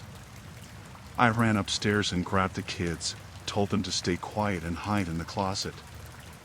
I didn't know if Doug had any intention of harming us, but I wasn't going to risk finding out. I called the police, my hands shaking, and within minutes, I heard their sirens. When they arrived, Doug was gone. They searched the property and surrounding areas, but there was no sign of him. They told me there was nothing they could do unless we had concrete evidence of harassment or a threat, and without that, they couldn't press charges. We moved out within the week. I didn't feel safe anymore, and neither did Liz. I don't know what Doug wanted, but I couldn't stick around to find out. After we left, I found out from a neighbor that Doug had lived alone for years and had a history of bizarre behavior. Apparently, he didn't like new neighbors moving in. They said he'd been trying to get the house next door to ours for a long time. I'll never understand why he acted the way he did, but I'm just glad we got out. Every time I think back to that house, to Doug, I can't help but feel like we narrowly escaped something much worse.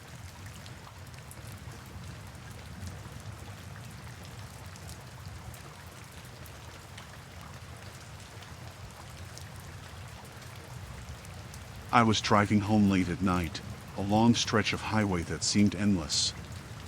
The gas light came on around 11:30 p.m., and I knew I had to stop. There wasn't much out there, just dark fields and the occasional distant farmhouse light. When I saw the sign for a gas station a few miles ahead, I felt relieved. The place looked run down when I pulled in. A single fluorescent bulb buzzed above the pumps, casting a weak light. There was an old pickup truck parked near the building, but I didn't see anyone around. The station itself was a small convenience store with large windows, though most of the shelves inside looked half empty. A man was sitting behind the counter, leaning back on a stool. I got out of the car and started pumping gas. The whole time, I felt uneasy. The air was too still, and the only sound was the faint hum of the pump. I tried to shake it off. It was late. I was tired, that was all. But then, as I was finishing up, I noticed a man behind the counter watching me. He hadn't moved, but his eyes were fixed on me, unblinking. When the pump clicked off, I went inside to pay. The door jingled when I pushed it open, and the man sat up a little straighter. He was middle-aged, with thinning hair and a stained shirt. His smile was too wide, too forced. "Evening," he said, his voice low and scratchy. "Hi," I replied, placing a 20 on the counter. "Pump 2. He didn't take the money right away. Instead, he glanced at the door, then back at me. "Travelin' late, huh?" "Yeah," I said, trying to keep my tone neutral. "Just heading home." He nodded slowly, still not touching the money. "Not much traffic out this way at night." I didn't respond. His gaze was heavy, like he was sizing me up. Finally, he took the 20 and rang me up, but he was moving slower than anyone I'd ever seen. He pressed a few buttons on the register, then stopped, looking over his shoulder. "You need anything else?" "Snacks." "Coffee?" he asked. "No, I'm good. Just the gas." "You sure?" "We got fresh coffee in the back," he said, pointing vaguely toward a corner of the store. "I'm sure," I said, stepping back toward the door. He didn't like that. His smile faded, and his eyes narrowed slightly. "Wait here a minute," he said, reaching under the counter. My stomach dropped. I thought he was reaching for a weapon, but instead, he pulled out a cordless phone. He turned away from me and dialed a number, speaking quietly. I couldn't hear everything, but I caught enough to make my skin crawl. "She's here now," he said. There was a pause, then, "Yeah, just one. Car's outside." He glanced at me over his shoulder, his expression blank. I tried to act like I wasn't paying attention, but my hands were shaking. He hung up the phone and turned back to me, his smile back but tighter now. "Something wrong?" he asked, his tone almost mocking. "No," I said quickly. "I should get going." "Thanks." I started to back away, but he stepped out from behind the counter, blocking the door. He wasn't smiling anymore. "You should wait," he said. "You said you were tired, right? Could be dangerous driving like that." "I'm fine," I said, trying to sound firm. My heart was racing, and I knew I had to stay calm. He took another step closer, and I realized how much bigger he was than me. "No need to rush. Why don't you sit down for a bit? I got some chairs over there." He nodded toward a corner of the store, but I didn't even glance in that direction. "I really need to go," I said, edging toward the door. My hand brushed against a display of chips, and the crinkling sound seemed deafening in the silence. He didn't move for a moment, just stared at me like he was deciding something. Then, suddenly, the phone on the counter rang. The sharp sound made us both jump. He hesitated, then turned to answer it. "Yeah," he said into the receiver. His voice was low again, but I didn't wait to hear the rest. The moment his back was turned, I bolted. I shoved the door open so hard it hit the frame, the jingle of the bell ringing in my ears as I ran to my car.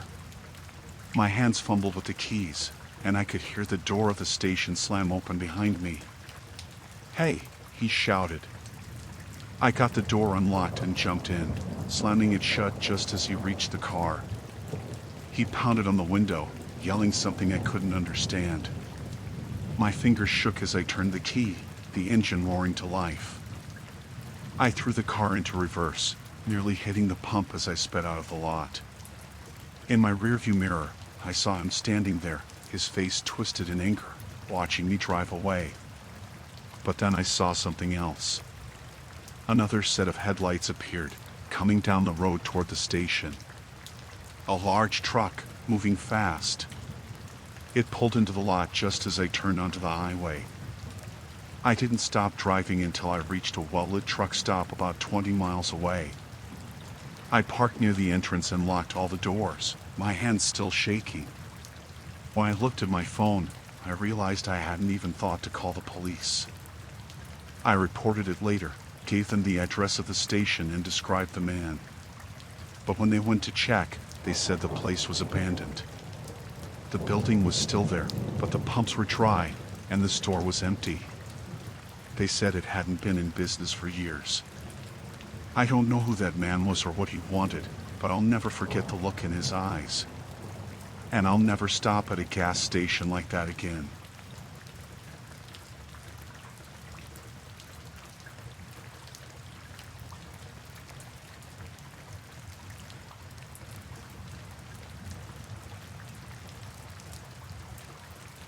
I was driving home that night from a late meeting.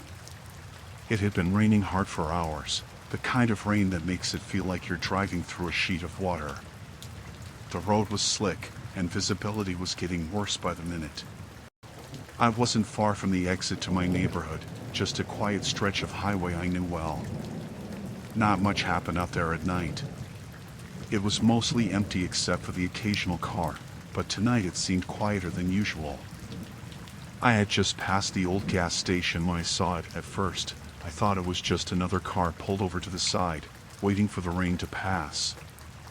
But then I saw the hazard lights flashing. No one was around, and the car was in a weird position, almost like it had been abandoned. I couldn't tell from a distance whether it was just someone waiting for help, but something about the situation made me uneasy. There was no reason for a car to be stopped in the middle of nowhere in the rain, especially with those hazard lights on, blinking in the storm. I slowed down, rolling the window down a little, trying to get a better look. No other cars were in sight, and the road was so empty that the sight of a single car with its lights flashing stood out like a sore thumb. I couldn't just keep driving by without checking. The rational part of me told me I should call the police, but I figured if someone needed help, I should at least see what was going on. I pulled over a few feet behind the car, the tires skidding slightly on the wet asphalt. It was a mid-sized sedan, an older model, its rear bumper dented. I couldn't see any signs of what might have happened, but it was just too odd, sitting there, lights on, engine off, like someone had left it in a hurry. I got out of my car, keeping an eye on the road. No cars in sight, just the rain pouring down. The car I was walking toward had its driver's side door wide open. I hesitated for a moment, then stepped closer, listening to the soft thrum of the rain against the pavement. The rain was so heavy that I barely heard anything else, but there was something about the scene that felt wrong, too quiet. The door was still ajar when I reached it. I leaned in and looked inside. That's when I saw it. The seat was soaked, but not from the rain. The car was a mess, papers scattered on the floor, and the driver's seat was turned awkwardly to the side. The first thing I noticed was the blood. It wasn't a lot, but there were smears on the seat, on the steering wheel, and on the door.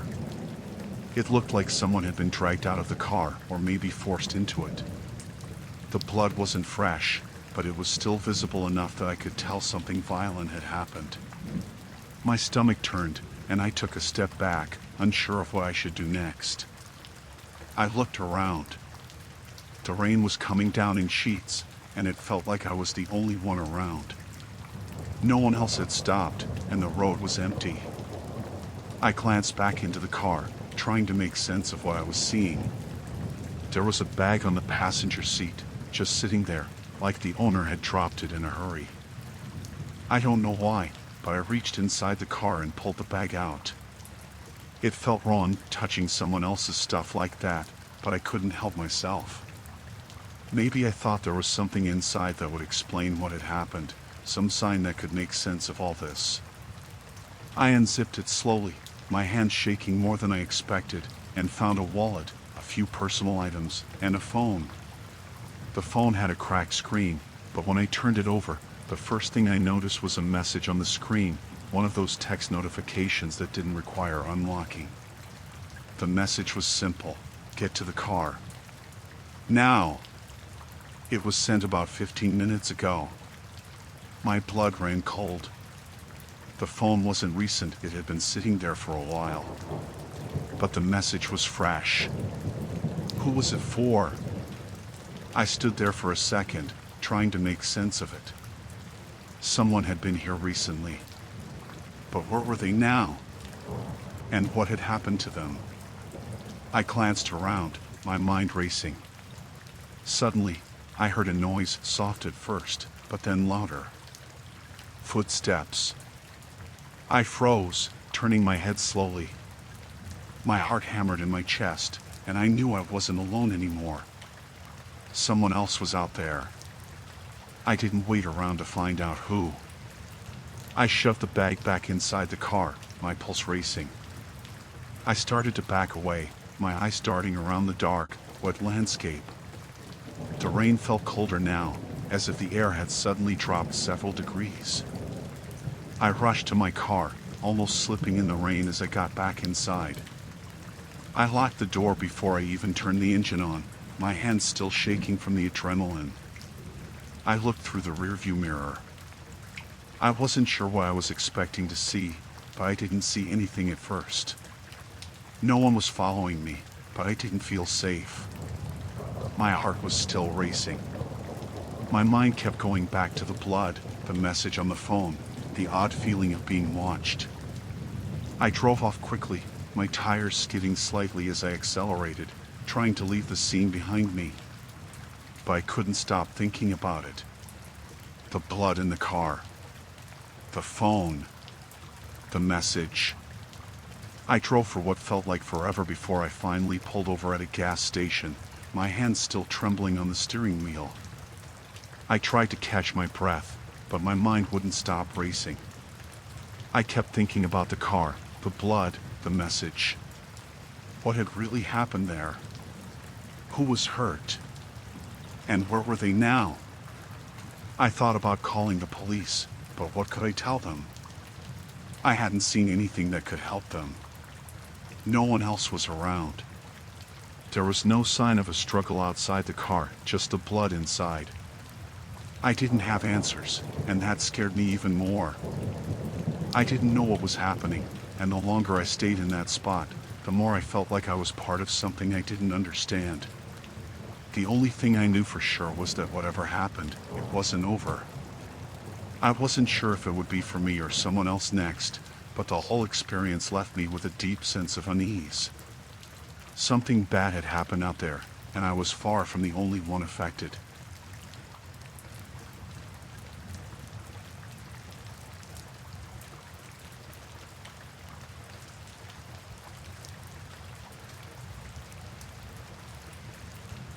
I still can't shake off what happened that weekend.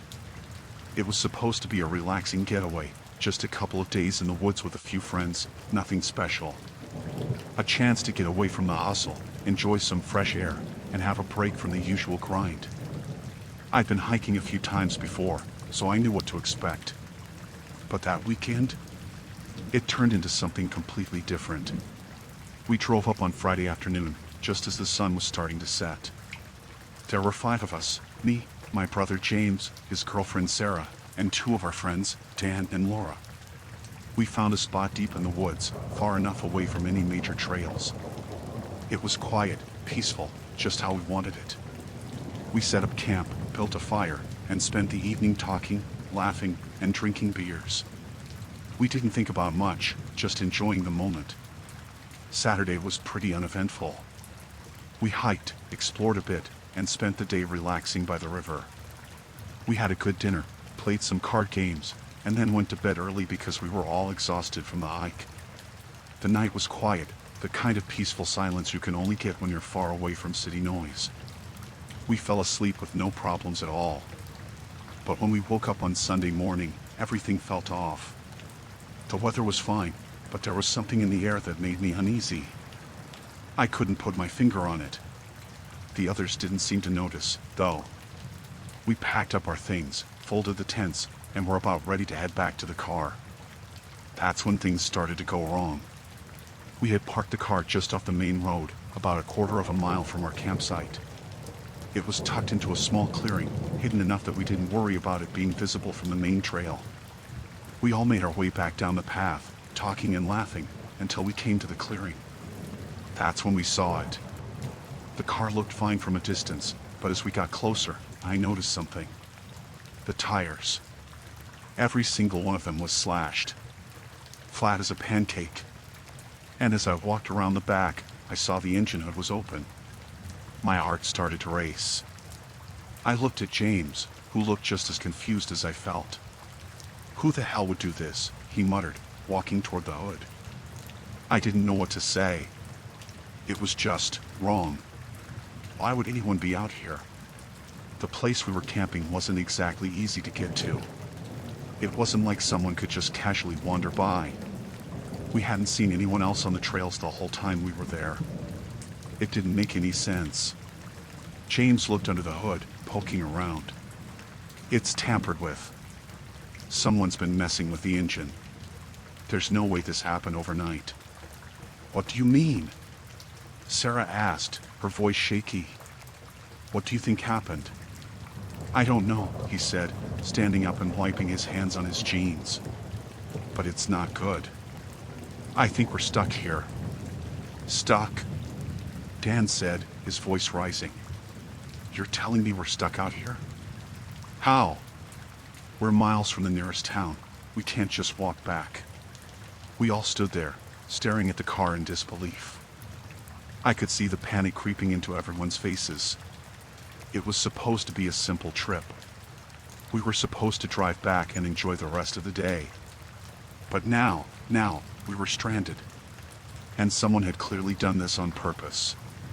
We need to call for help, I said, trying to keep calm, even though I could feel my own nerves starting to fray. Maybe someone can come get us. Good luck with that, Laura said, holding up her phone. There's no signal out here. Remember? She was right. We hadn't had any reception since we started the hike, and now there was no way to contact anyone. It was just the 5 of us, stuck in the middle of nowhere. I paced around the car, trying to think. There had to be something we could do. But when I looked at the damage again, it became clear someone had deliberately destroyed the car. The tires were slashed clean through. The engine was messed with in a way that made it obvious it wasn't some random vandal. This was intentional. Someone wanted us stuck here. I felt the air grow heavier, like the forest around us was closing in. The peaceful getaway had turned into something darker. I couldn't stop thinking about the possibility of whoever had done this still being nearby. Watching us. Waiting. We need to figure out what to do, James said. We can't just sit here. We could try to hike out, I suggested. It's not far to the road. Maybe we can flag someone down, get a tow truck or something. But no one seemed too keen on that idea. It was starting to get late in the afternoon, and we were already exhausted from the hike the day before.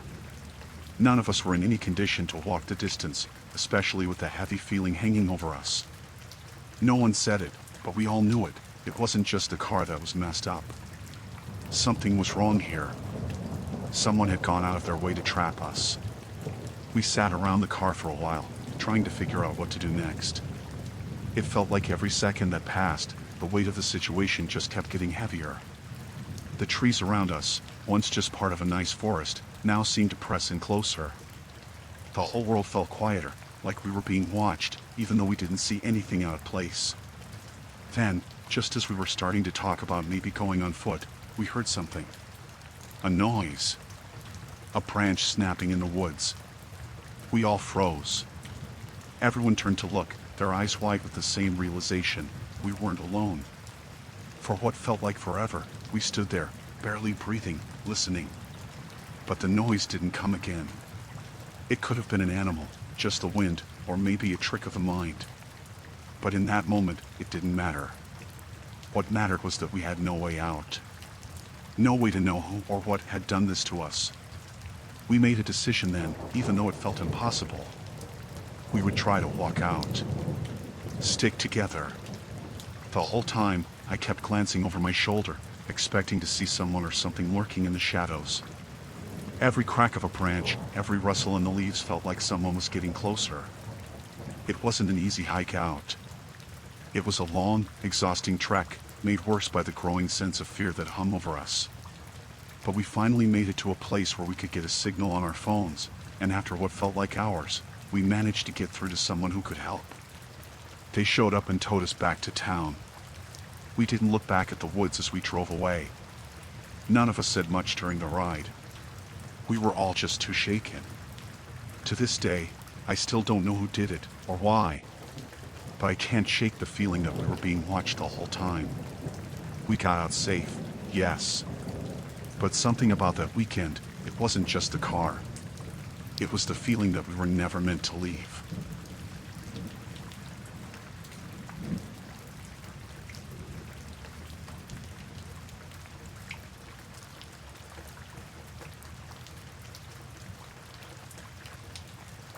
It happened about a year ago, but I still think about it all the time. I had just turned 18 and was looking for extra cash. I was babysitting a little girl who was 6, I think, and her parents were nice enough. It was a simple job. They lived in a quiet neighborhood, and it wasn't far from my own place. I'd watched their daughter a few times before, so I was comfortable. The parents were going out to dinner, and everything was going fine. The little girl was watching some cartoons, and I was sitting on the couch with my phone, scrolling through some stuff. Around 8:30, I heard a knock at the door. I wasn't expecting anyone, so I figured maybe it was a neighbor or someone on the street who needed something. When I opened the door, there was a man standing there. He was maybe in his late 40s, a bit rough around the edges, wearing a worn-out jacket. He didn't seem like a threat, not at first. He looked at me and said, "Hey, I'm a friend of the family. I just need to talk to them for a minute." His voice was calm, but something about it made me feel uneasy. I don't know what it was. Maybe it was just his face. It wasn't warm, but it wasn't cold either, just flat. I told him the parents weren't home. He didn't really react to that. He just stood there for a second, then smiled slightly, a little too wide. "Are you sure?" he asked. There was something about the way he said it that made me feel like he wasn't just asking if the parents were home. It felt like he was asking if I was sure about something else, something I couldn't quite put my finger on. I told him again that they were out and that they'd be back soon. He looked over my shoulder into the house, but I didn't open the door all the way, just enough to talk through it. I tried to stay calm, but I could feel my pulse picking up.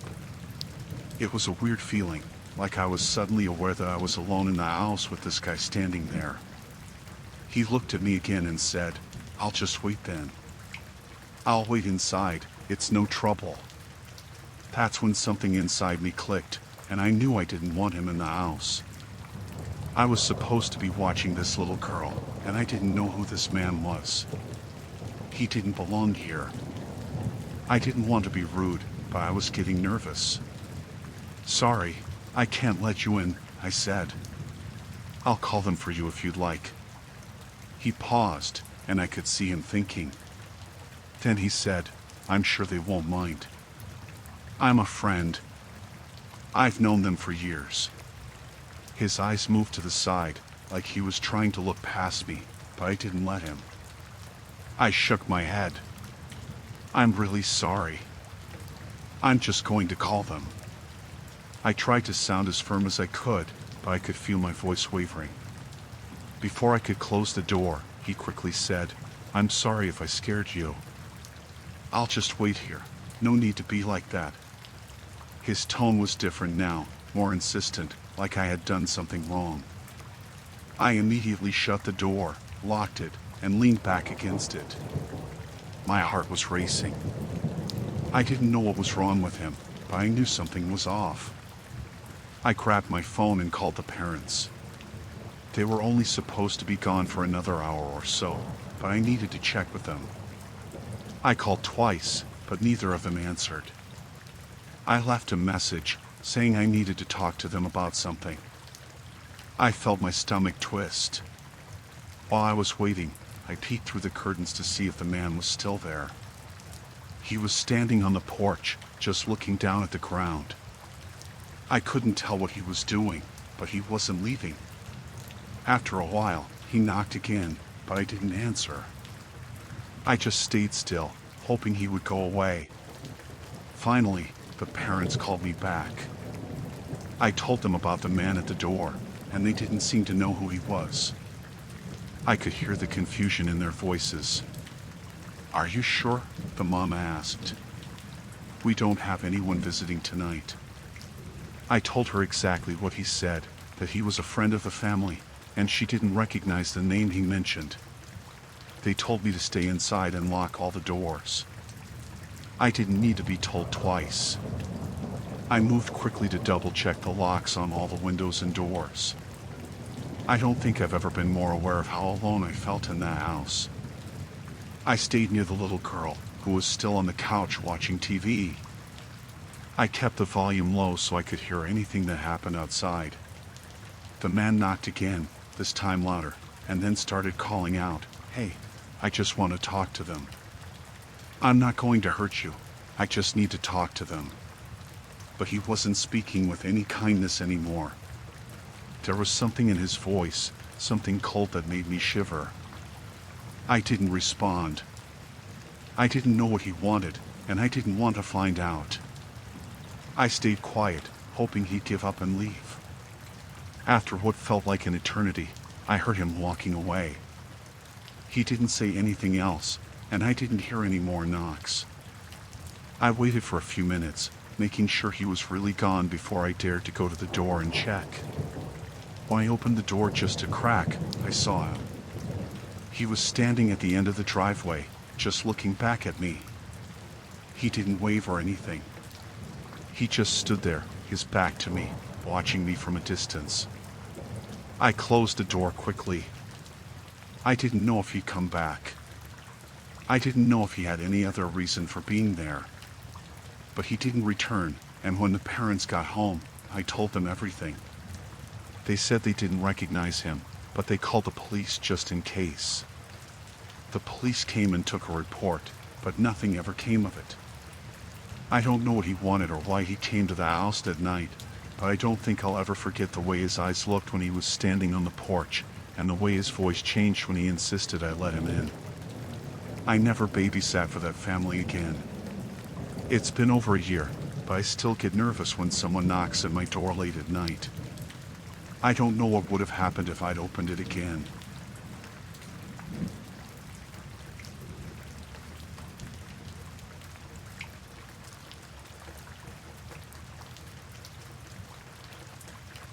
It started around the middle of the week. I remember because I had just finished my homework and was sitting by the window, mindlessly staring out at the street. I live in a pretty quiet neighborhood, so when a car parked across from our house at almost the same time every evening, I thought it was odd, but not enough to be concerned. It was a plain sedan, nothing special. just sitting there, headlights off, engine running low. The first couple of nights, I didn't think much of it. I figured maybe the guy was waiting for someone or maybe he was just passing through. But as the days went on, I started noticing patterns. Same car, same time, same spot. And every time I glance outside, the guy would still be sitting there, not moving. It was weird. On the third night, after the car had been there for about an hour, I decided to take a look. Maybe I'd been watching too much TV or reading too many crime thrillers, but something didn't sit right. The way he just sat there, not getting out, not doing anything. It bugged me. So, I decided to go outside and walk by the car. Not obvious, just acting casual, pretending like I was walking the dog. When I got closer, I saw the man more clearly. He was in his late 30s, maybe early 40s. He had a scruffy beard, the kind of guy who looks like he's been awake for too long. He had a cigarette in his hand but wasn't smoking it. He was just sitting there, looking straight ahead. I couldn't even tell if he was staring at something or just zoned out. I passed the car, trying to act normal, but I couldn't help glancing over. As I did, he turned his head and looked directly at me, locking eyes for a moment. It was only for a split second, but something about it made my stomach drop. It was a strange, cold stare, almost like he was sizing me up. I quickly walked back to the house, my heart beating a little faster than normal. By the time I got inside, I told my mom. She didn't seem too concerned. She said maybe he was just waiting for someone. That was probably the case, she told me. People wait around all the time. But I couldn't shake the feeling that something was wrong. The next few days, the same thing happened. Same car. Same time. Same man. By then, I was getting paranoid. I started watching him more closely, especially when it was getting late, just before the streetlights turned on. Every night he'd be there, sitting in the dark, waiting. The pattern was becoming too obvious. On the fifth night, I decided to confront him. I had to. I couldn't just keep watching from the window. I needed to know what he was doing, why he was sitting outside our house for hours on end. It was around 10:30 when I saw his car pull up again. The same sedan, the same man. This time, I didn't wait. I grabbed my coat and went out the front door, walking straight toward the car. I kept my steps slow, not trying to look too eager, but my heart was racing in my chest. I tried to act like I was just walking down the sidewalk, like I wasn't about to do something crazy. When I got to the car, I stopped just short of the curb, standing a few feet away. The man didn't notice me at first. He was staring out the windshield again. I cleared my throat, loud enough for him to hear me. He looked up, and for a second, his eyes widened, like he didn't expect someone to approach him. But then he relaxed, almost like he was relieved. He put the cigarette out on the dashboard and rolled down the window. "Can I help you?" he asked, his voice low and calm, like he wasn't concerned at all. I nodded, swallowing hard. "You've been sitting here every night. What are you doing? Waiting for someone?" The man didn't answer right away. He just stared at me, his eyes shifting slightly, like he was trying to read me. After what felt like an eternity, he finally spoke. "I'm waiting for someone," he said slowly, his voice strangely flat. "Someone who doesn't live here." I froze for a second, not sure what he meant. The way he said it was so odd, like there was something more behind it. I felt my stomach churn. "Who?" I asked, trying to sound confident, even though my heart was pounding.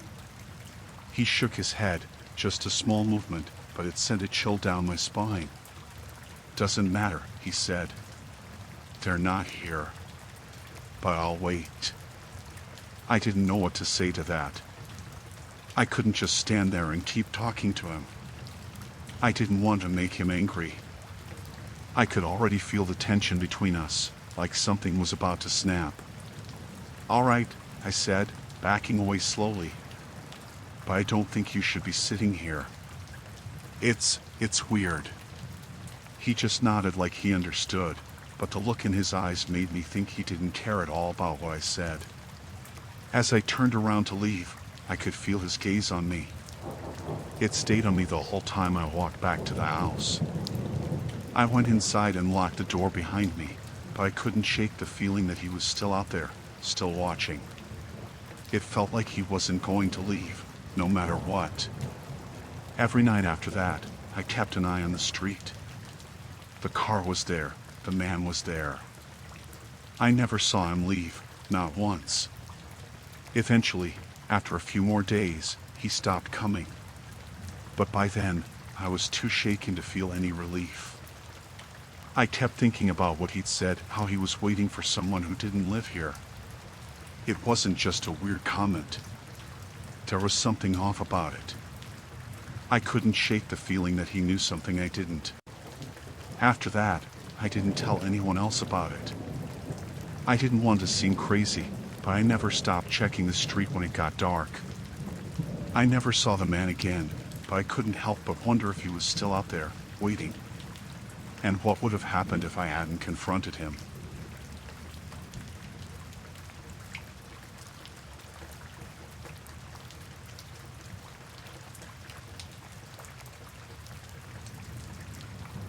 It started like any other night. My friends and I had gone to a party at a house just off campus. It was the usual thing: loud music, red cups, and people laughing a little too loudly. Nothing out of the ordinary. I'd been to 100 parties like this before. You show up, you talk to people, maybe you drink a little, then you go home. Simple. That's how I met him, Ethan. He was standing by the kitchen counter when I walked in, talking to a couple of people I didn't know. I wasn't really looking to meet anyone, but he smiled and waved me over. I figured, why not? Maybe I'd find someone to talk to, maybe even make a new friend. I was new to the area, and most of my time was spent either in class or studying, so getting out was a nice change. Ethan was charming. Not in the way that made you feel like he was trying too hard, but just enough to make you feel comfortable. He had a friendly smile, a laid-back vibe, and we had some mutual friends. We started talking, and the conversation just flowed. He wasn't pushy or intense, but there was something about him that kept pulling me in. He asked where I was from, what I was studying, and we chatted about campus life. At first, everything felt completely normal. He made me laugh, and he seemed genuinely interested in what I had to say. But as the night went on, I started noticing something. It wasn't anything huge, just little things that felt off. Every time I tried to walk away to talk to someone else, he'd follow me, like he didn't want to be separated.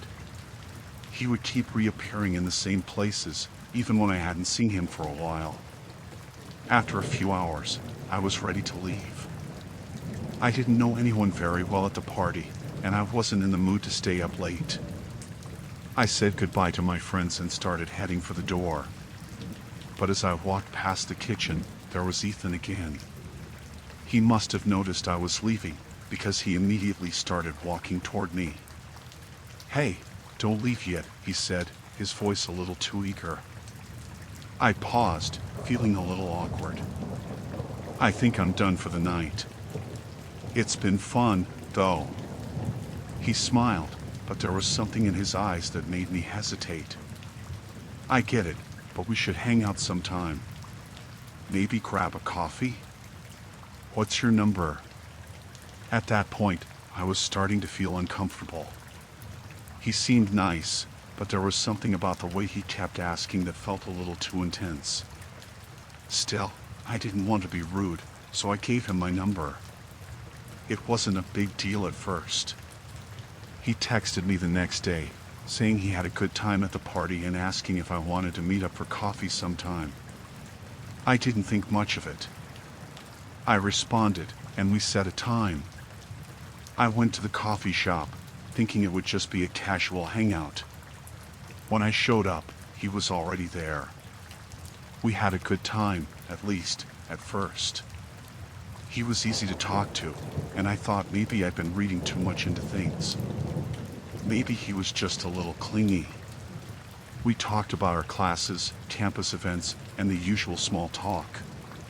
But as the conversation went on, he started asking questions that felt a little too personal. So, what are you doing later? Are you living in the dorms? Is it just you there? I tried to brush it off, telling him I didn't have any big plans, just homework. But he kept pushing, asking about my roommates, about my schedule, and how often I was out. It started to feel invasive. I politely told him I had to go, and as I was leaving, he walked me to the door. Hey, I'll walk you back to your dorm. It's not safe for a girl to be out here alone. I wasn't sure what to say. I didn't want to make him feel bad, but I also didn't want him to think I needed him to walk me back. So I told him I'd be fine and gave a half-hearted excuse about being in a rush. He smiled but didn't push it, which was a small relief.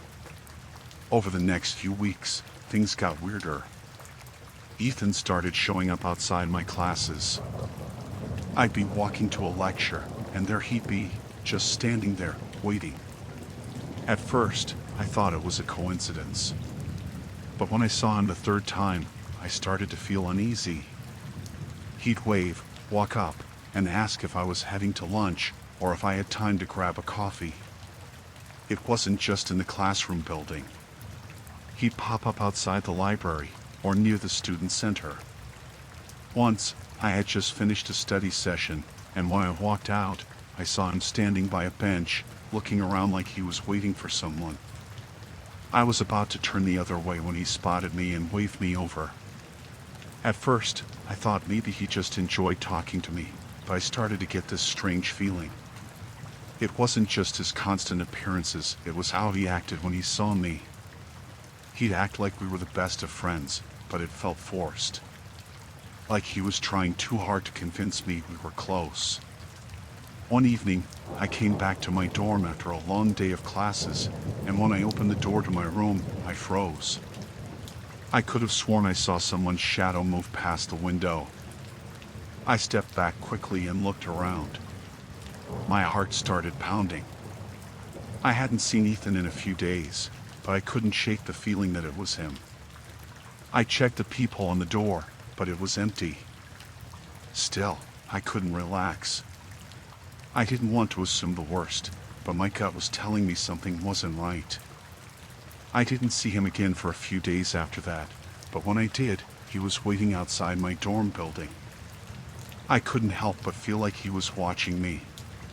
It didn't take long for my friends to notice either. I'd mentioned the weird occurrences, but I didn't want to seem paranoid. They assured me it was probably nothing, but the more time passed, the more convinced I was that something was off. I started avoiding the places I knew Ethan might show up. I changed the times I'd leave for class, took a longer route when I went to the library, and even started taking the bus instead of walking. But then, one day, when I was on my way back from the grocery store, I turned the corner to see Ethan standing across the street from my dorm. He was just standing there, staring. My heart dropped into my stomach. I quickly ducked behind a nearby car, hoping he hadn't seen me, but when I looked up again, he was gone. The next day, I didn't go to class. I called my mom and told her everything that had been happening. She was concerned, of course. She urged me to report him, but I was hesitant. What if I was overreacting? What if he was just being friendly? That evening, I got a text from Ethan, the first in a few days. It was short, but it made my skin crawl. I see you're avoiding me. I'll be outside your dorm at 8. We need to talk. I didn't respond. Instead, I blocked his number and made a plan to speak with campus security the next day. I never saw him again, at least not in the same way.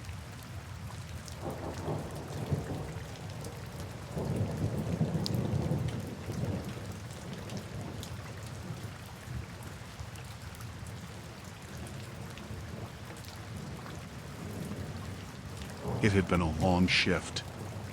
The kind where you count down the minutes, just waiting for the clock to hit closing time. It wasn't that I didn't like my job, I did, but by the end of the night, I was always ready to be done. The store was quiet, the lights had been dimmed, and the last of the shoppers had trickled out long ago. I was just finishing up, wiping down the counters and checking the inventory list one last time. The store felt empty, just how I liked it after a hectic day. I was about to lock the front door when I saw someone approaching from the parking lot. It was a man, in his early 40s maybe, dressed in a jacket and jeans. He was walking quickly, and as he reached the door, I could already feel that uncomfortable pressure in the pit of my stomach. It wasn't anything specific, he didn't seem threatening at first. He was just alone, and I'd already done the closing checklist, which meant I was almost ready to leave. I paused for a moment, hesitating. The store was technically closed, but I had let people in after hours before, especially if they were quick and respectful. It wasn't the ideal situation, but I figured one more customer wouldn't hurt. I didn't expect any problems. I unlocked the door a crack, peeking out. "Hey, sorry, we're just about to close for the night," I said, giving him a polite smile. He looked at me, his expression neutral, but there was something about the way he glanced at the door like he was already calculating how much time he had. "Oh, I'm really sorry to bother you," he said quickly. "I just need a couple of things. I swear I'll be fast." Something about the way he said it made me hesitate for a moment, but then I reminded myself that I'd let others in before. Maybe I was just tired. "Well, all right. But I'll need to lock up after you're done." "Of course. I won't be long." He gave me a smile, one that seemed normal enough, but it didn't quite reach his eyes. I opened the door all the way and stepped back, letting him in. He walked past me, looking around the store. He didn't seem rushed at all, just strolling in like it was any other time of day. At first, everything seemed fine. He made his way to the back aisle where the cleaning supplies were, taking his time, picking a few things off the shelves. I went back to tidying up, trying to finish my last tasks, but I couldn't help glancing up every now and then, watching him from the corner of my eye. Then it happened. I heard a sudden sound, the rattle of an item hitting the floor, and looked up. The man was standing there, staring at me. His back was straight, his eyes narrowed. I felt a chill run through me. The shift in the atmosphere was almost immediate, like something had changed, but I couldn't put my finger on it. Everything all right?"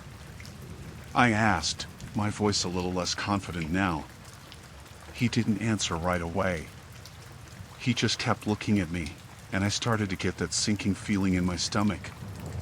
"You know, you really shouldn't be working this late," he said suddenly, his voice low, almost too calm. I blinked, confused. Excuse me?" He took a step closer, and my heart rate kicked up a notch. "Just saying," he continued, his tone starting to change, "you don't want to be alone here. Late at night, in an empty store." I froze, his words cutting through the air like a blade. It was a weird thing to say, but I laughed it off, trying to make light of it. "Well, you know, it's part of the job. Got to close up the store somehow." I didn't know why I said that. It just came out automatically. But the smile that appeared on his face was no longer friendly. It was tight, almost forced, and the way he looked at me made the hair on the back of my neck stand up. "Yeah," he said, voice lowering. "I bet you do. You better lock the door when I leave, though. Don't want anyone else coming in." I felt a bead of sweat form on my forehead, but I kept my composure. Right. I'll lock it up as soon as you're done. But he didn't move. Instead, he took a step toward me, and something in his posture shifted. He was no longer a normal customer, but something different, something threatening. I don't think you understand, he said, his voice colder now. You shouldn't be working here alone. I wanted to ask him what he meant, but my throat felt tight. I took a small step back, trying to put some distance between us. He noticed. Are you scared? He asked, the edge in his voice now more pronounced. I forced myself to stand my ground, though my mind was racing. Why was he acting like this? I'd let plenty of customers in before without a second thought. What was different about this guy? Look, I said, trying to keep my voice steady, you've got what you came for. I need to finish closing, and I've got other things to do. So if you're done, I'm not done, he interrupted, his eyes cold. He took another step forward, his body blocking the aisle. I could feel panic starting to creep up on me. I had to stay calm. I had to get through this. I just need to grab one more thing, he said, his voice now almost casual. You know how it is. Always forget something. I nodded, backing up toward the counter. I tried to keep my hands from shaking, but I could feel my heart hammering in my chest. He turned around and walked back to the shelves, his steps slow now, almost deliberate. My hands were shaking, and I felt the tightness in my chest that comes with realizing something is very wrong. I couldn't shake the feeling that he wasn't just a customer anymore. He was something else. And as he picked up another item, I noticed his eyes flickering to the back door. That's when it hit me. He was planning to make sure I couldn't leave. He wasn't just shopping. He was waiting for me to let my guard down, to let him do whatever it was he planned to do. I started moving toward the back door, trying to keep it casual, but my mind was racing. I had to get out. I had to lock the door. Are you almost done? I asked, my voice a little more frantic than I wanted it to be.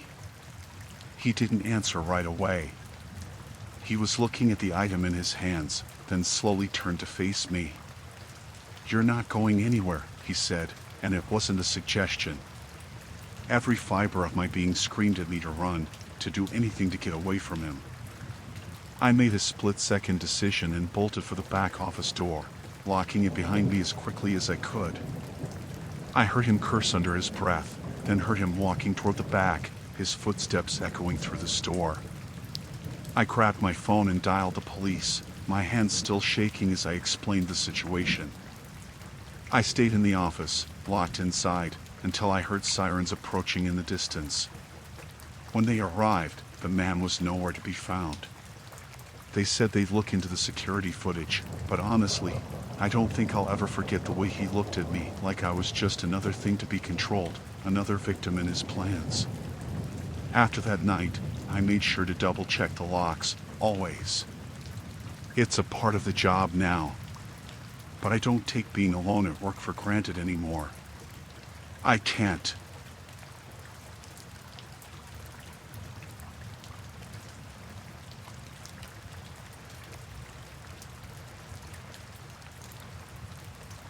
I wasn't sure what I was expecting when I checked into the hotel. It was a last-minute booking after a long day of travel, and honestly, I was just looking forward to getting some sleep. I'd been on the road for nearly 12 hours and my body was aching. So when I arrived at the hotel, I didn't really pay much attention to the details.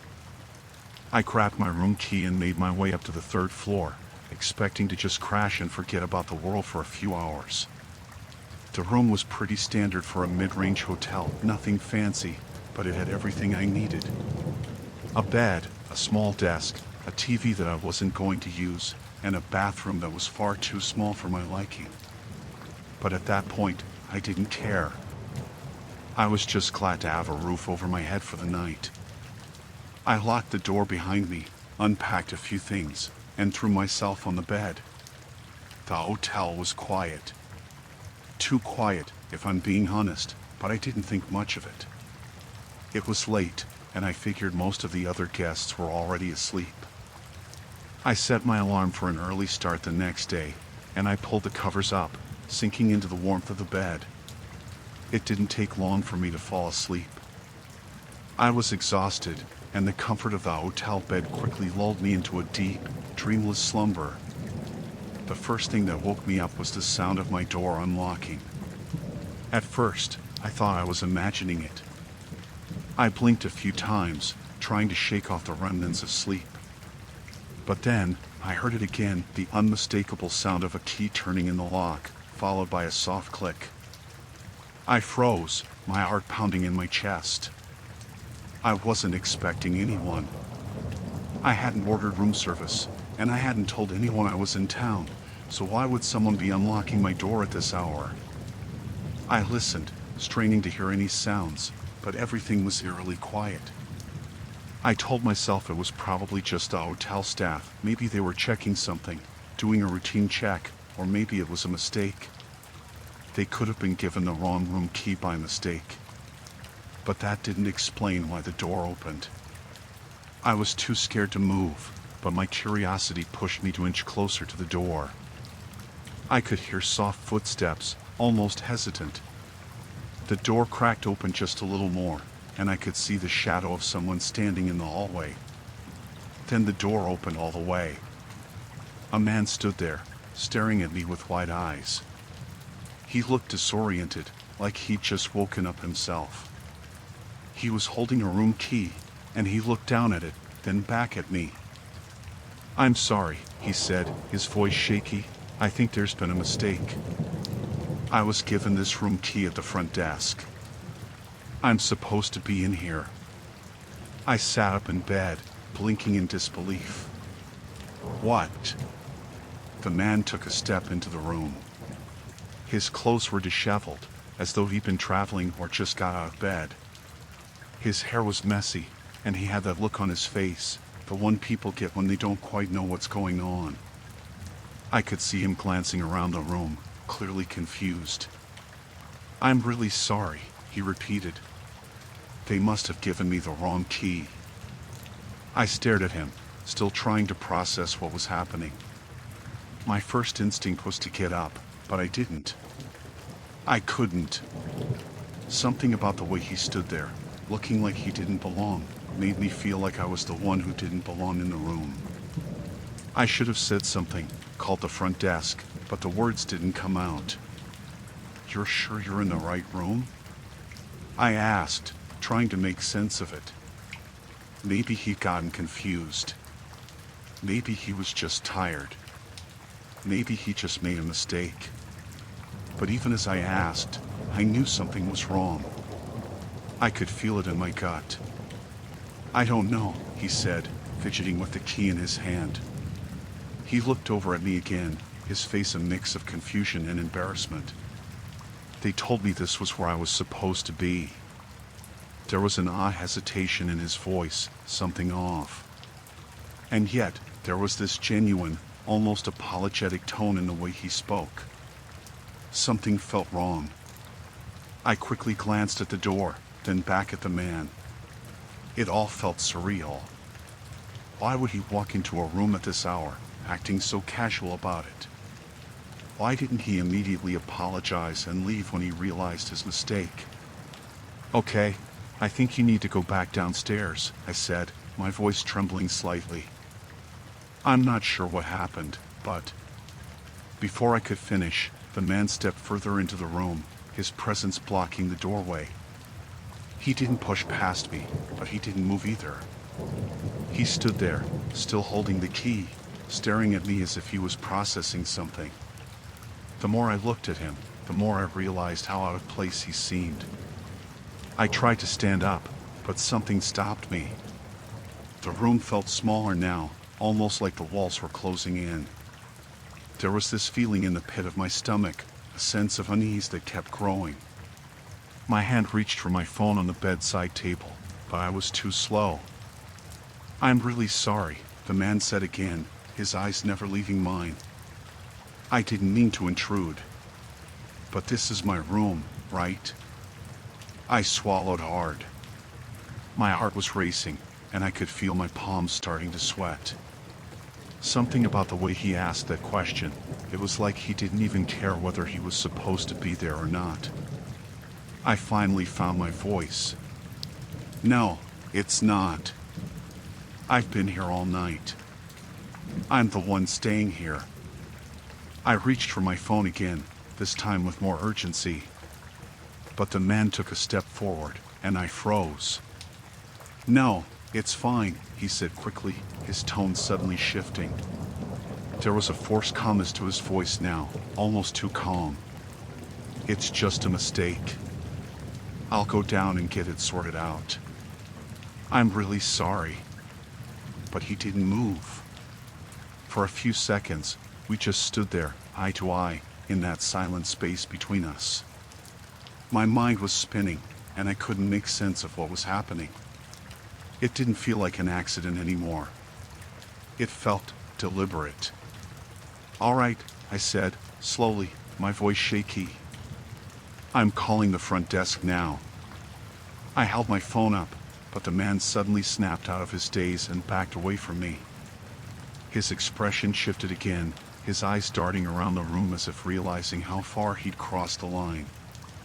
Yeah, of course, he mumbled, his voice quiet, almost as if he wasn't sure of himself anymore. I'll go get this fixed. And just like that, he turned, walking out of the room, his footsteps fading down the hallway.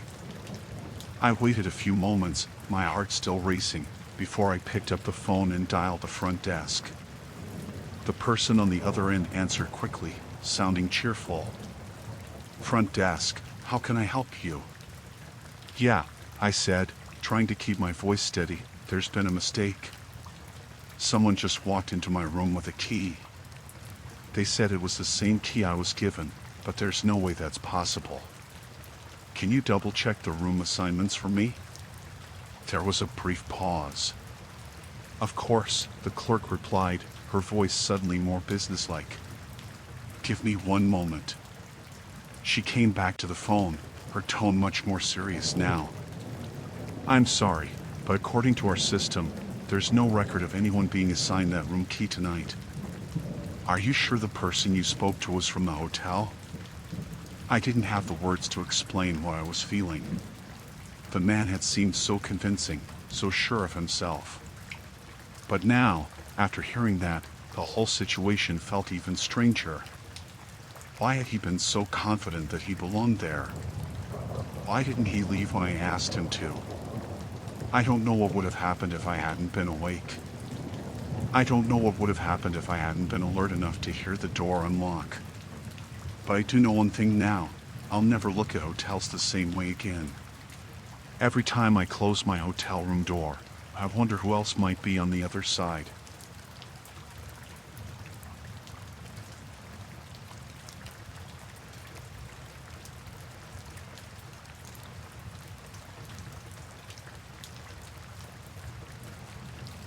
I never really thought about automatic car washes until it happened to me.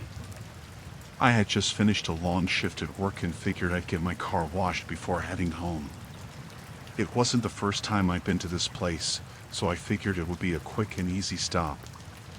I didn't expect anything out of the ordinary, especially not what happened that day. The place was one of those drive-through automatic car washes, the kind where you just pull in, put the car in neutral, and let the machines do their thing. There were a few cars ahead of me in line, so I had to wait for my turn. Nothing unusual so far, just sitting there with the engine off, trying to kill time on my phone. Eventually, it was my turn, and I slowly pulled forward into the wash bay. I rolled my windows up, locked the doors, and set my phone down. I'd done this dozens of times before. The car wash started with the usual sounds, the rumbling of the machines, the whoosh of the water spraying down.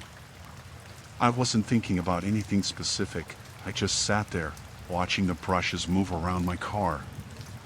Then, just as the machines were about to start scrubbing the sides of the car, I felt a weird sensation. It was like I wasn't alone in the car. At first, I thought it was just the water hitting the windows and the noise of the machines, but something felt off. It was almost like someone was standing right outside my window. I turned my head quickly to the side, trying to shake the feeling. That's when I saw him. A man. He was standing at the driver's side of my car, looking directly at me. I couldn't make out much of his features, just a vague outline of his face and body. His face was pressed up against the window, and he was staring straight at me. It wasn't the kind of look you get from someone casually passing by. It was different. It was intense, almost predatory. I froze. For a moment, I didn't know what to do. My mind was racing. It didn't make any sense. The car wash was fully automated. No one was supposed to be outside the car, let alone that close to it. He didn't seem like an employee, and there was no reason for him to be standing there. I tried to ignore him, hoping he would just go away. I focused on the lights from the machines, the noise, anything to distract me. But then I saw it, his hand. He was trying to open the door. Slowly, carefully, as if he knew I was watching. His fingers wrapped around the door handle, and he pulled. I immediately locked the door again, but it was too late. My heart started pounding. I knew something was wrong. Who the hell was this guy? Why was he trying to get into my car? I looked around, but the other cars in the wash bay were too far away for anyone to notice what was going on. I was completely alone, stuck in the narrow passage with this man. I couldn't move. The car wash had already begun, and there was nowhere to go. I was trapped. I looked at the rearview mirror, hoping to see anyone working the machines, but the wash was automated, and I didn't see anybody. The man's hand was still on the door handle. He was pulling again, this time more forcefully. I wasn't sure if he was trying to break in or just see if he could get it open. Either way, I didn't feel safe. I felt like I was in danger. Panic started to set in. My chest tightened, and I couldn't breathe properly. I started looking for my phone, but I couldn't find it right away. The machines were making so much noise, and I was so focused on what the man was doing that I couldn't think clearly. I finally grabbed my phone, but it took me a few seconds to unlock it. My hands were shaking, and my mind was racing. I dialed 911 as quickly as I could, but the call didn't go through right away. I could feel my heart pounding harder, louder in my chest. The man was still there, still tugging on the door, trying to get in. I could see his face now, his expression getting angrier, like he was frustrated that I wouldn't let him in. Finally, the call connected. The dispatcher asked what the emergency was, and I could barely get the words out. "Someone's trying to break into my car," I said, my voice trembling.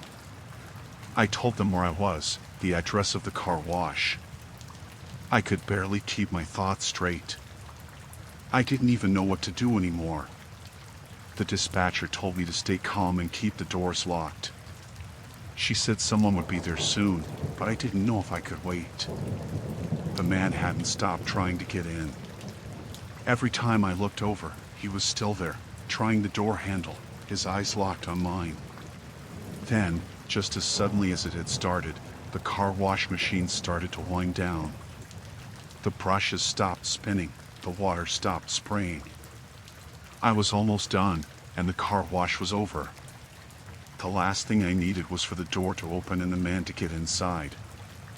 I wasn't sure if he would leave, or if he was planning to do something worse. But as soon as the wash was over and the machine stopped, I saw the man step back, just a few feet from my car. He didn't move toward the door again. He just stood there, staring at me. For a moment, we locked eyes, and I could see the anger in his expression. It wasn't just about getting into the car anymore. It was like he was angry that I hadn't let him in. Without thinking, I shifted the car into drive and pulled out of the wash bay as quickly as I could. I looked behind me and saw the man standing there, still watching, but I didn't look back again after that. I drove straight to the nearest police station, my hands still shaking. The cops couldn't find the man when they checked the car wash, but I wasn't about to take any chances. I gave them a full description, but I didn't feel safe until I was home and locked inside my apartment. I haven't been to that car wash since. To this day, I don't know who that man was or what he wanted. But I learned a valuable lesson: never be too complacent. Even in the most routine, ordinary situations, you never know who might be watching.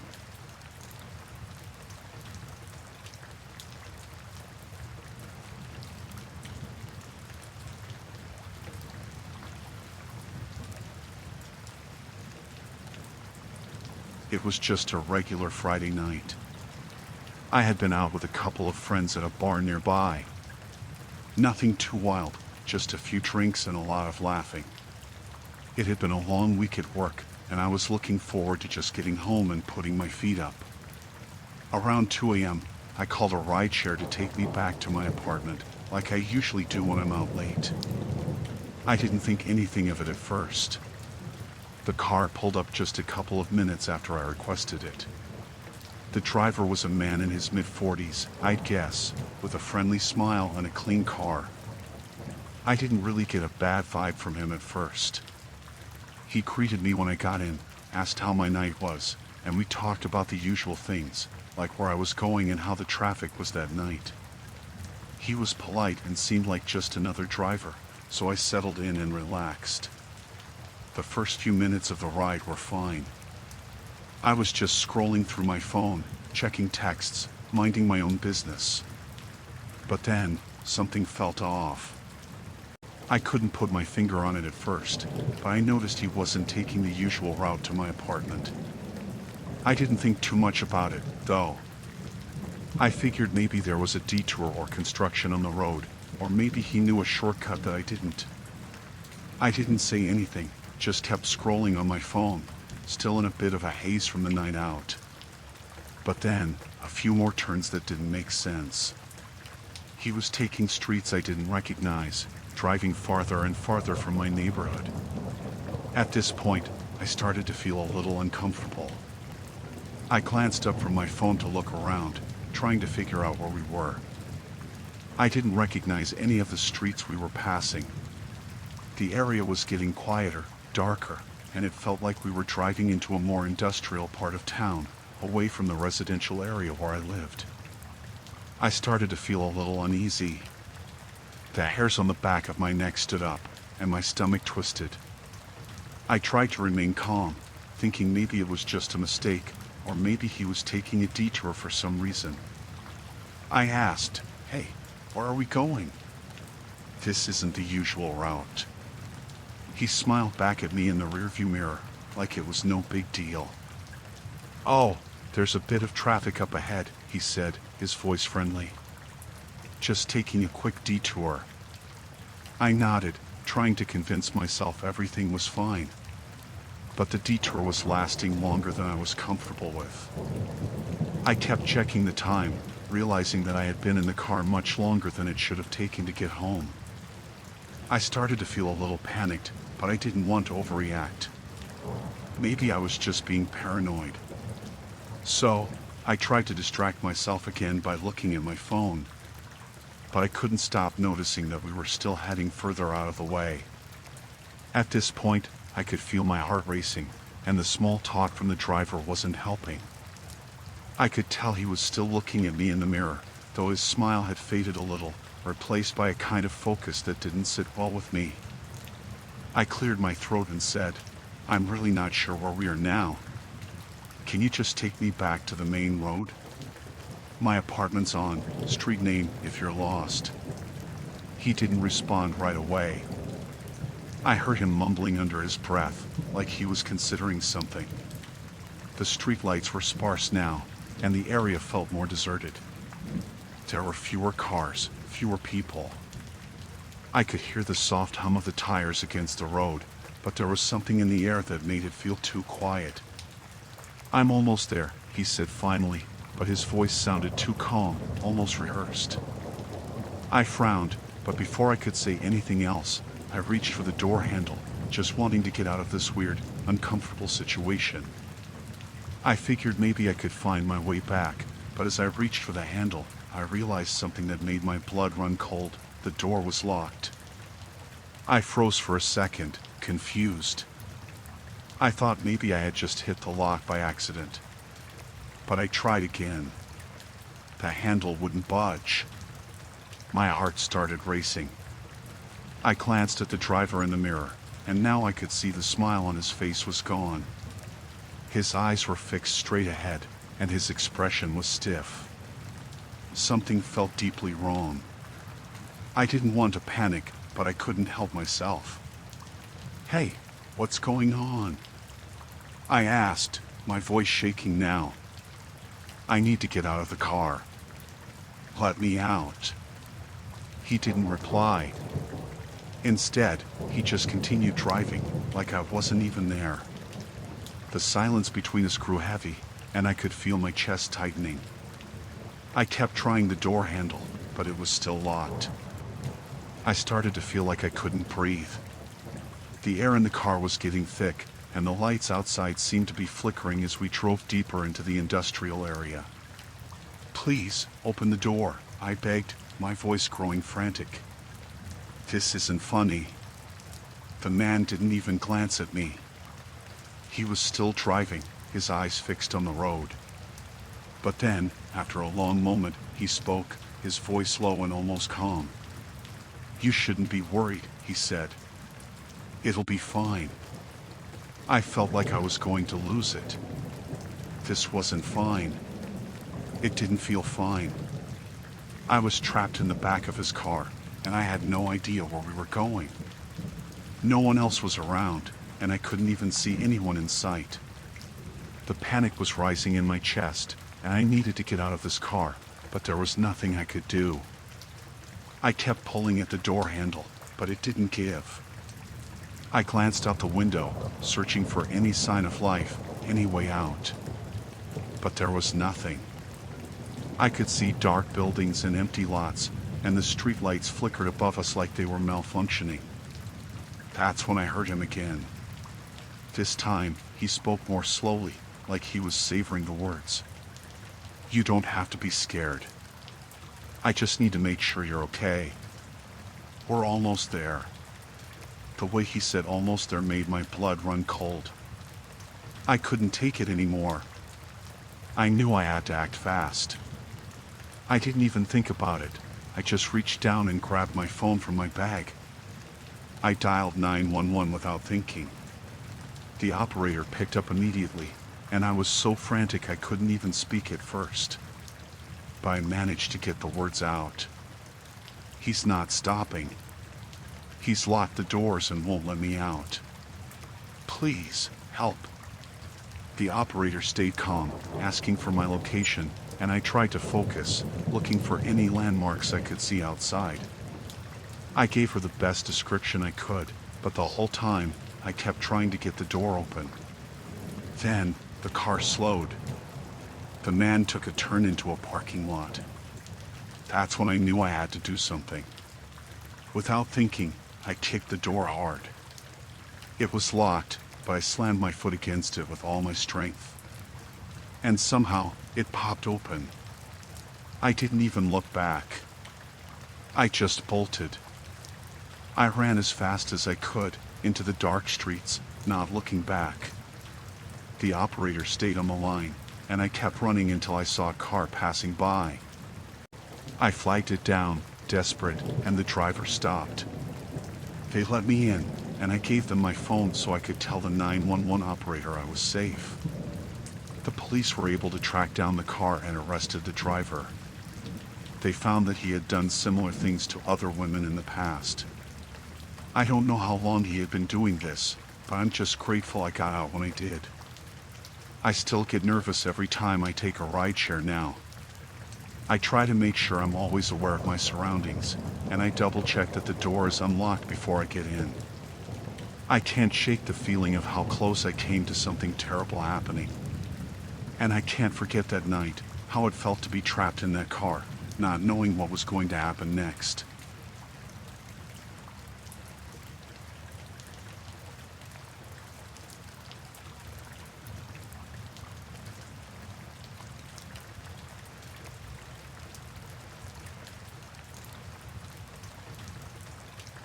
I was at the park last Tuesday afternoon, just trying to enjoy a rare moment of peace. It had been one of those weeks where everything felt off. Work was stressing me out, family drama was brewing, and I just needed some fresh air. The sun was low in the sky, casting a warm, golden light over everything, and there weren't many people around, just a few joggers and a couple of families having picnics. I found a bench under a tree, opened my book, and tried to tune everything out. I should have known the moment I sat down that I wasn't going to get much peace. But at the time, I thought it was just me being overly anxious.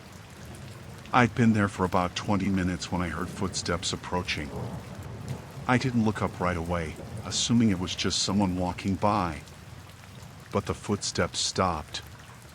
"Hey," the man said, his voice almost too calm. It wasn't a loud greeting, just the kind of voice that made you feel like you didn't have a choice but to acknowledge it. I glanced up. He was standing about a foot away from the bench, looking at me with an almost unsettling intensity. Mid-30s, maybe a little older, with dark hair and a face that looked familiar but not in any specific way. He wasn't particularly tall or imposing, but there was something about him that felt off. Like he didn't belong in this peaceful scene. "Do you come here often?" he asked. It's a typical question, right? One of those small talk openers. I nodded, deciding to be polite. "Yeah, it's nice here. Just needed some quiet today." "Quiet's good, yeah," he said, sitting down on the other end of the bench without asking. He wasn't close, but still, he was uncomfortably near. I figured I'd just finish my chapter and leave, but something in my gut told me to be cautious. I couldn't put my finger on why, but I could feel a shift in the air. He stayed quiet for a moment, then spoke again. "You like to read?" "Yeah, I do," I answered, trying to remain neutral, hoping he would take the hint that I was just here to enjoy the day alone. He leaned forward slightly, and that's when I started getting that prickling feeling along my skin. He wasn't just making small talk anymore, it felt like he was trying to dig deeper.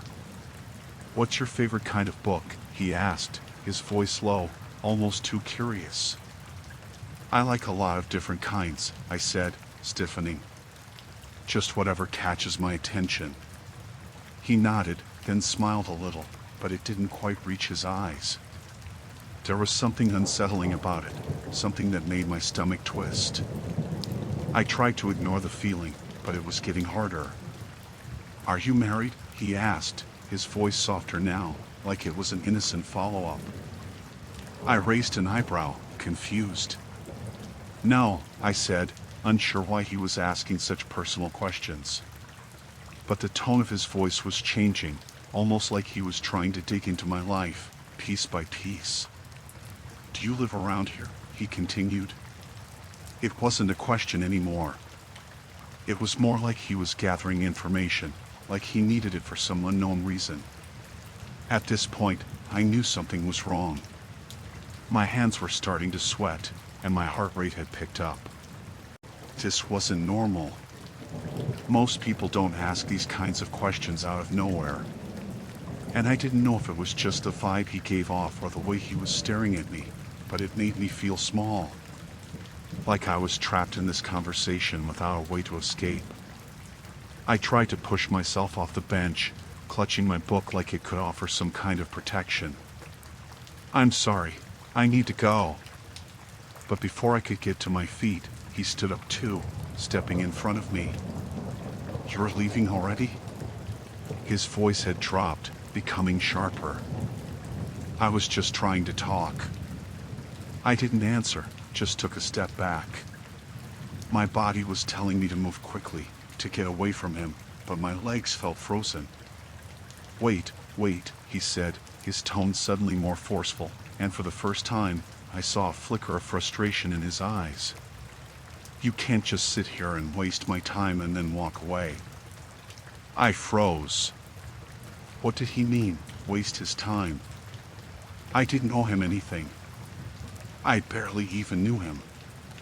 I'm sorry, I said, now trying to move around him, trying to be polite but firm.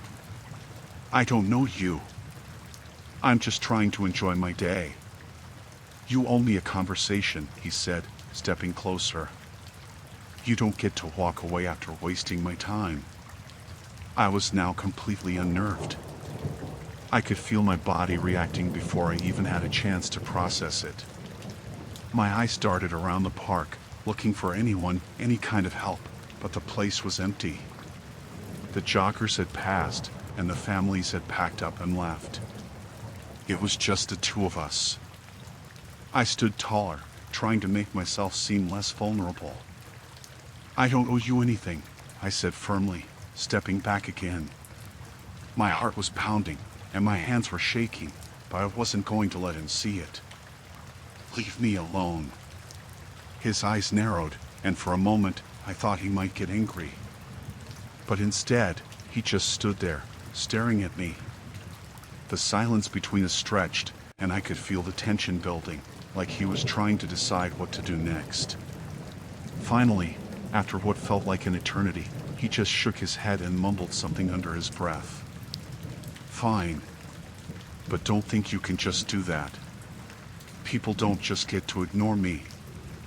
I didn't wait to hear more. I turned and walked quickly in the opposite direction, my heart racing in my chest.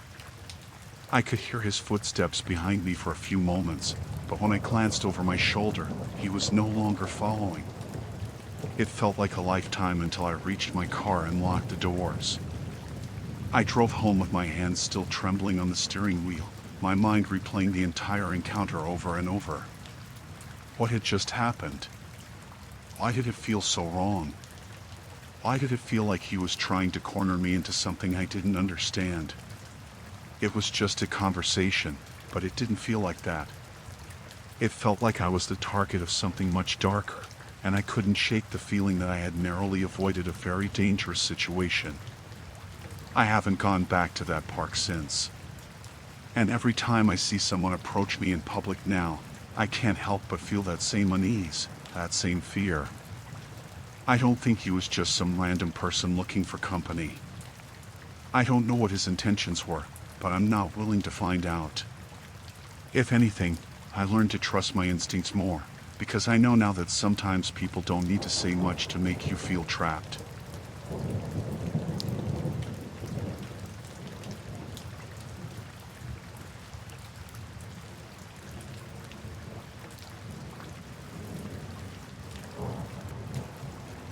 I don't usually go to the doctor unless I have to.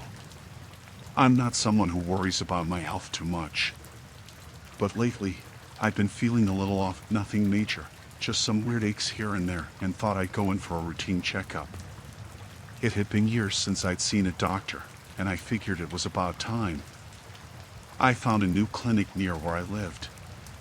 It seemed pretty standard, clean, modern, nothing unusual about it.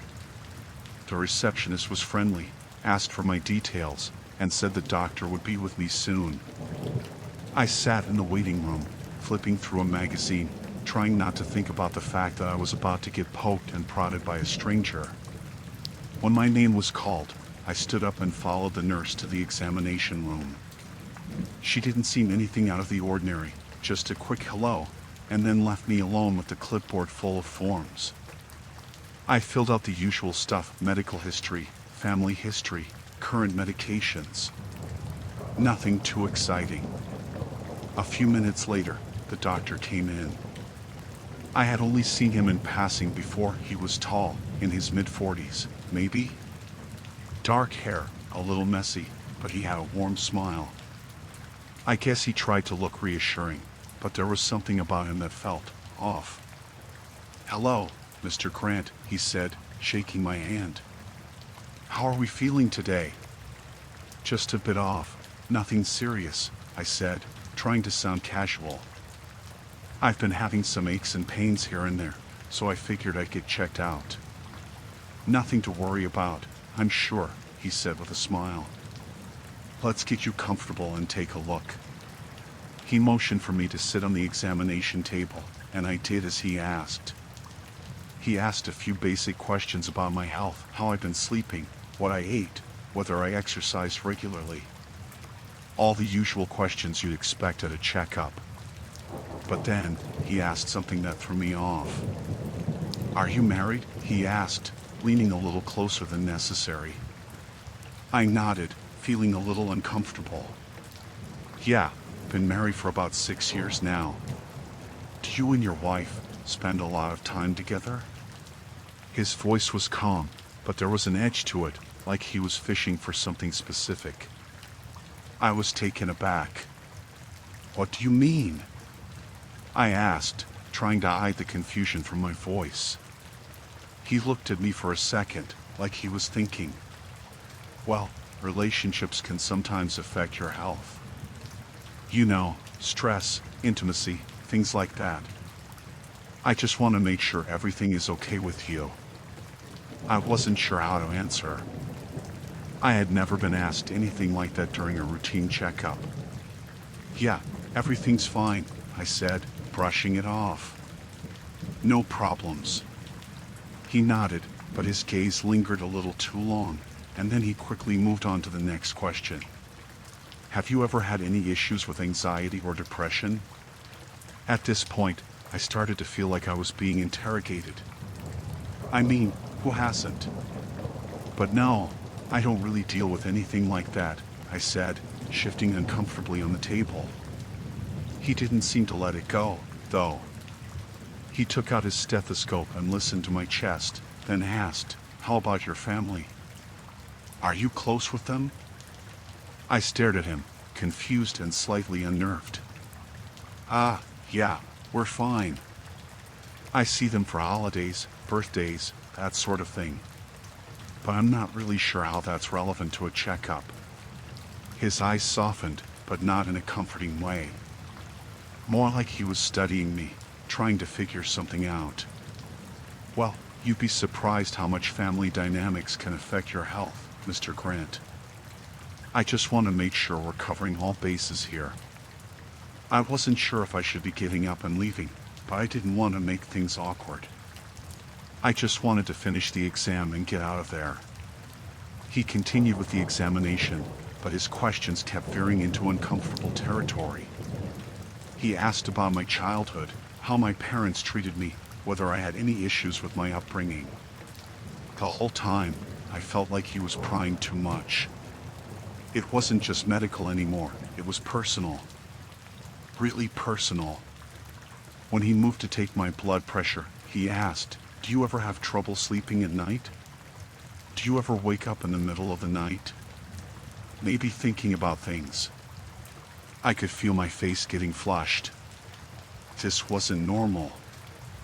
I felt the hairs on the back of my neck stand up.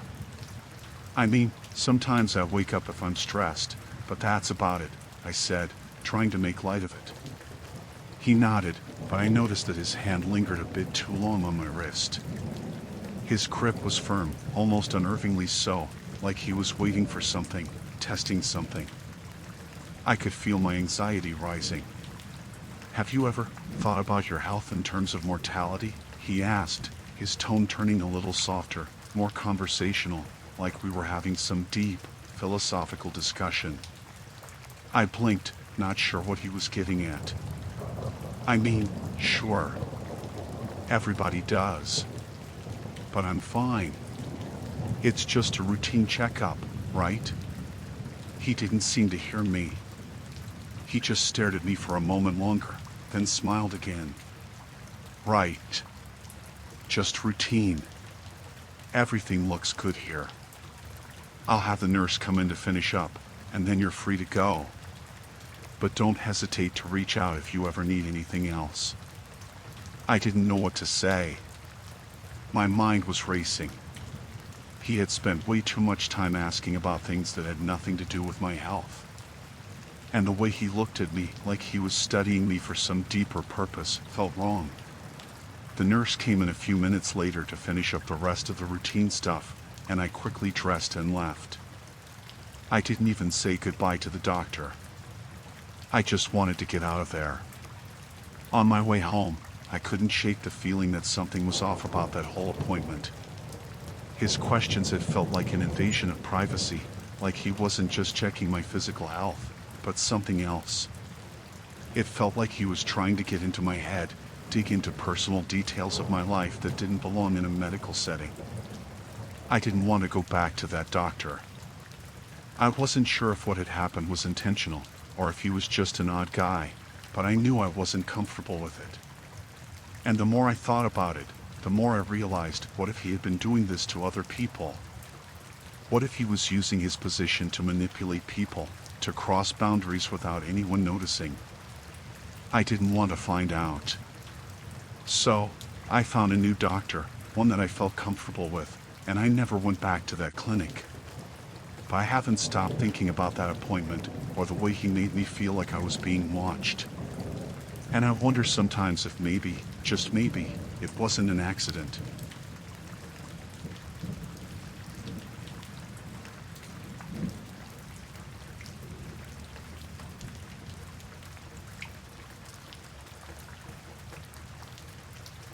The car sputtered twice before dying completely.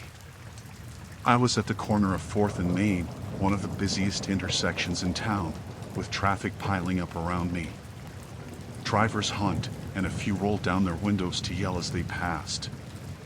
I waved apologetically, my face burning with embarrassment. My car, a 15-year-old sedan I'd been meaning to replace, had been acting up for weeks. Now it had finally given up. I grabbed my phone and called my roadside assistance service. The operator told me it would be at least 45 minutes before a tow truck could get to me. It wasn't ideal, but it wasn't surprising either. Stay in your car with the doors locked, the operator advised before hanging up. If anyone offers to help, let them know a tow is on the way. I nodded to myself, even though she couldn't see me. I locked the doors and settled into my seat, trying to look as unapproachable as possible. People kept honking as they passed, but no one stopped. That was fine by me. I didn't want anyone stopping.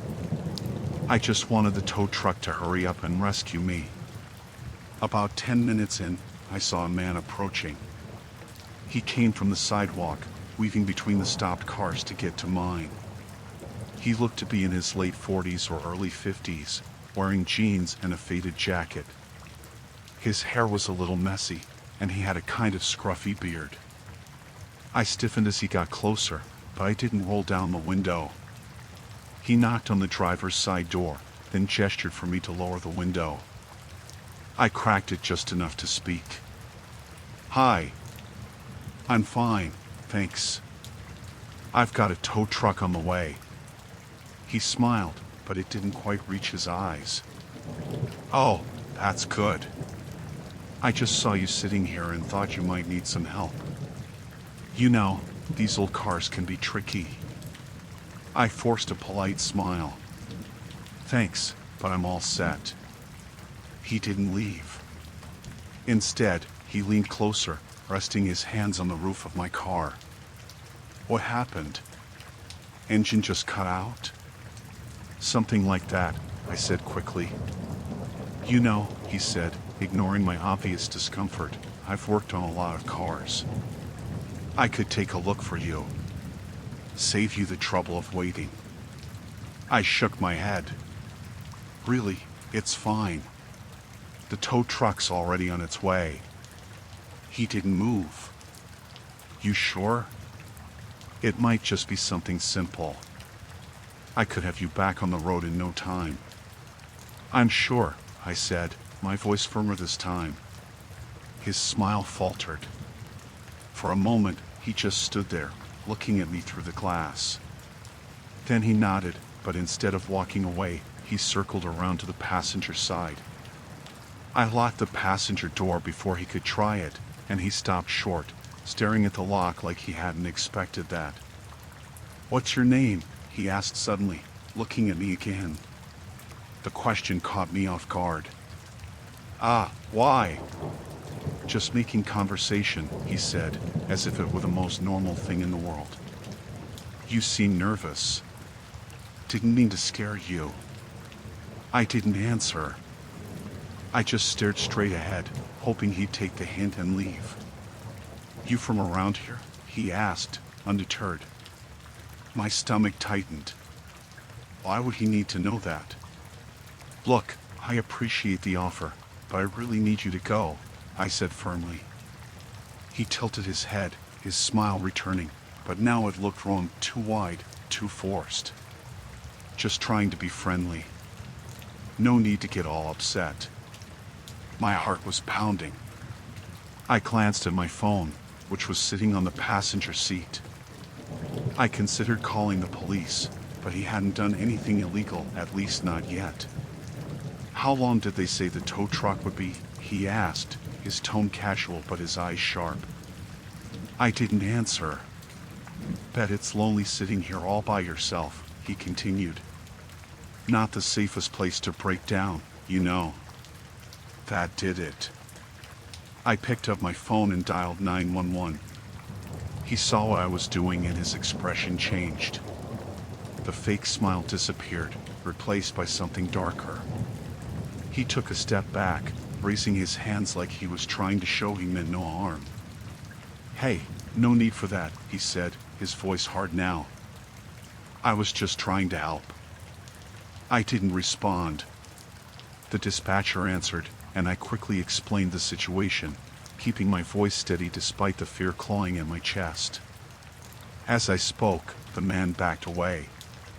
He glanced around, then turned and walked off, disappearing into the crowd of cars and pedestrians. I stayed on the line with the dispatcher until the tow truck arrived. The driver was friendly and professional, but I couldn't shake the feeling of unease as we loaded up my car and drove to the nearest repair shop. Even now, I can't stop thinking about that man. He wasn't just some good Samaritan trying to help, he wanted something. I don't know what, and I don't want to know. But I'll never forget the way he looked at me through the glass, like he was sizing me up. Like he was deciding whether I'd be worth the effort.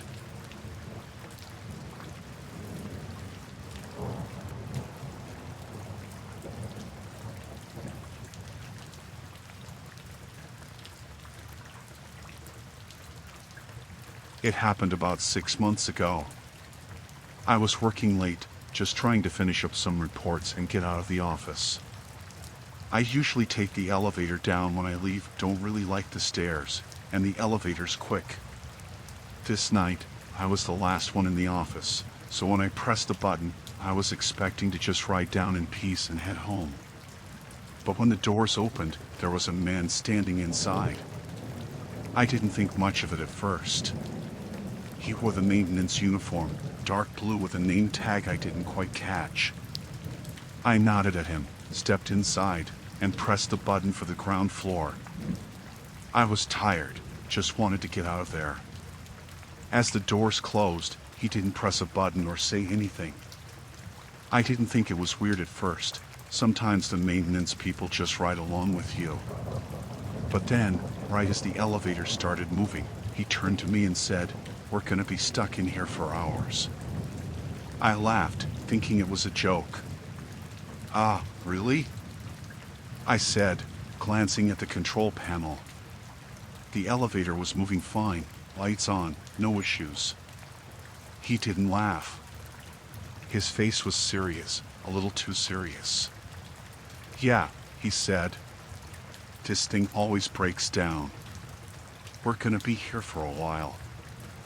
I felt my stomach tighten a little, but I tried to dismiss it. It wasn't unusual for an elevator to break down now and then, but it wasn't anything I needed to panic over. The building was well maintained. There was a slight shaking, a weird lurch, but the lights flickered, and everything stayed on. It seemed normal. The elevator kept going, and I noticed he wasn't looking at me. Instead, his eyes kept flicking back to the control panel and then to the ceiling, like he was waiting for something to happen. Something about it made me uneasy, but I figured he was just a little on edge. Maintenance workers probably deal with all kinds of problems. But then the lights flickered again, and the elevator stopped with a jolt. I felt the sudden weight of the air in the small space. The floor indicator was still lit up, but the elevator wasn't moving. I pressed the emergency button, but the man didn't move.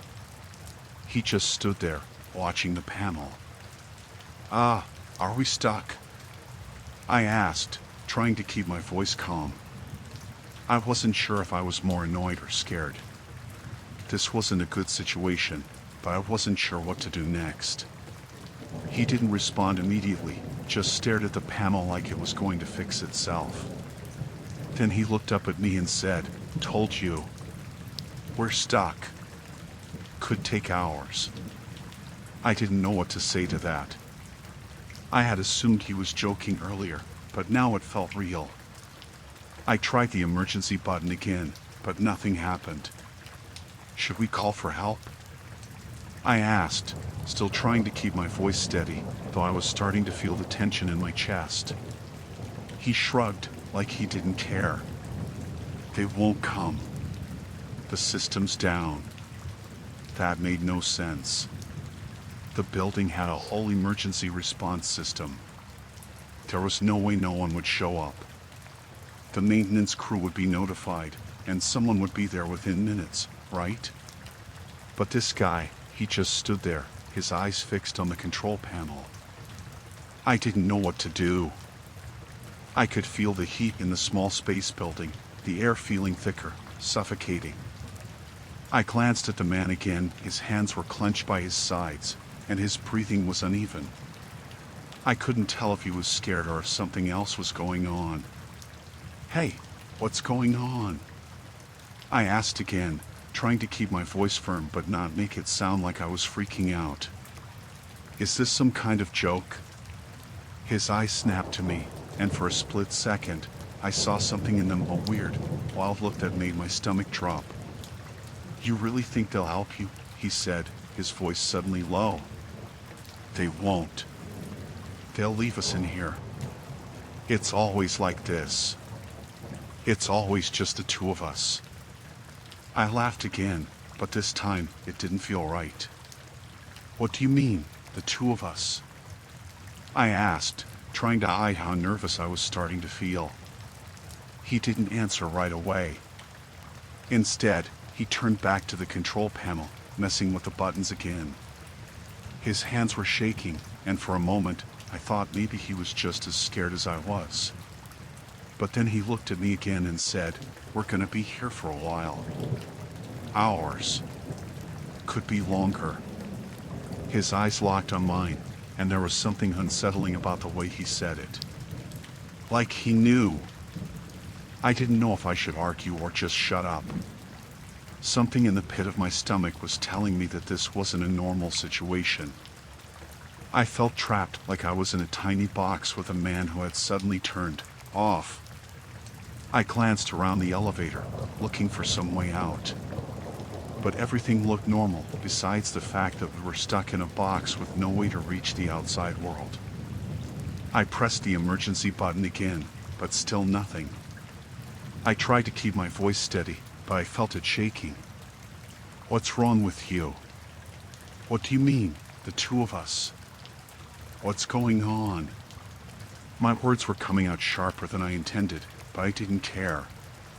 Something about the way he was acting, the way he was looking at me, made my nerves jump into high gear. He grinned, but it wasn't a friendly grin. It was empty. "It's just us now," he said. He took a step closer, and I instinctively stepped back. "Just us in here, waiting. We'll be stuck in here for hours." I don't know how, but I knew I had to get out of there. This wasn't just some malfunctioning elevator. This wasn't just a worker having a bad day. Something was wrong with him, and I needed to leave before it got worse. I didn't know how to get help or if anyone was coming, but I couldn't just stay there and let this guy get closer to me. I pressed the emergency button again, but this time I shouted into the intercom, "Help! I'm stuck in the elevator. Please, someone, help me." I don't know how long it was, maybe just a few minutes, but it felt like an eternity. Finally, I heard someone on the other end, responding to my call. "We're sending someone right now. Stay calm." I didn't look back at the man.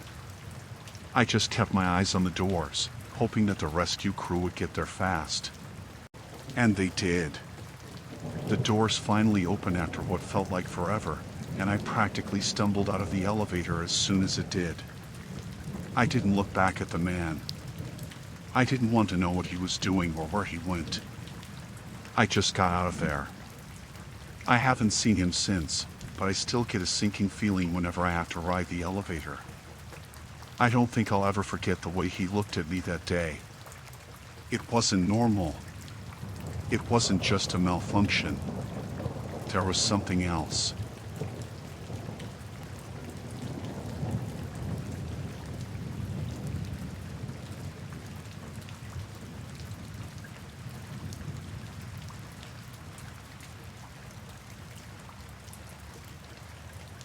I never thought something as simple as a leaky faucet could turn into a nightmare. It all started a few months ago. I was living in a small apartment in a city I had just moved to, trying to get settled into a new job. The apartment wasn't much, but it was affordable, and I figured it would do for the time being. It had all the basics: kitchen, bathroom, a small living room. But one day, I noticed that the faucet in the kitchen was leaking. Not a big deal, right? Just a minor inconvenience. I figured I'd let the landlord know, and they'd send someone over to take care of it. I sent an email explaining the issue, and within a couple of days, I got a response. The landlord told me the maintenance guy would be over to fix it. No big deal. I went about my usual routine, not thinking much of it. The guy who showed up to fix the faucet was named Rick.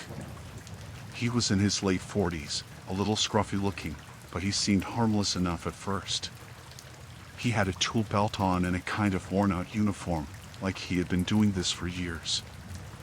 I showed him to the kitchen, and he got right to work. At first, everything seemed normal. Rick was friendly, chatting away while he worked, asking me about how long I'd been living in the building and how I liked the neighborhood. It felt like small talk, so I didn't think much of it. He even asked about my job, which I thought was a little personal, but shrugged it off. Maybe he was just trying to be friendly, I told myself. As he worked, he told me about some of the other tenants in the building. He mentioned how some of them had lived there for years, and how the building had changed over time.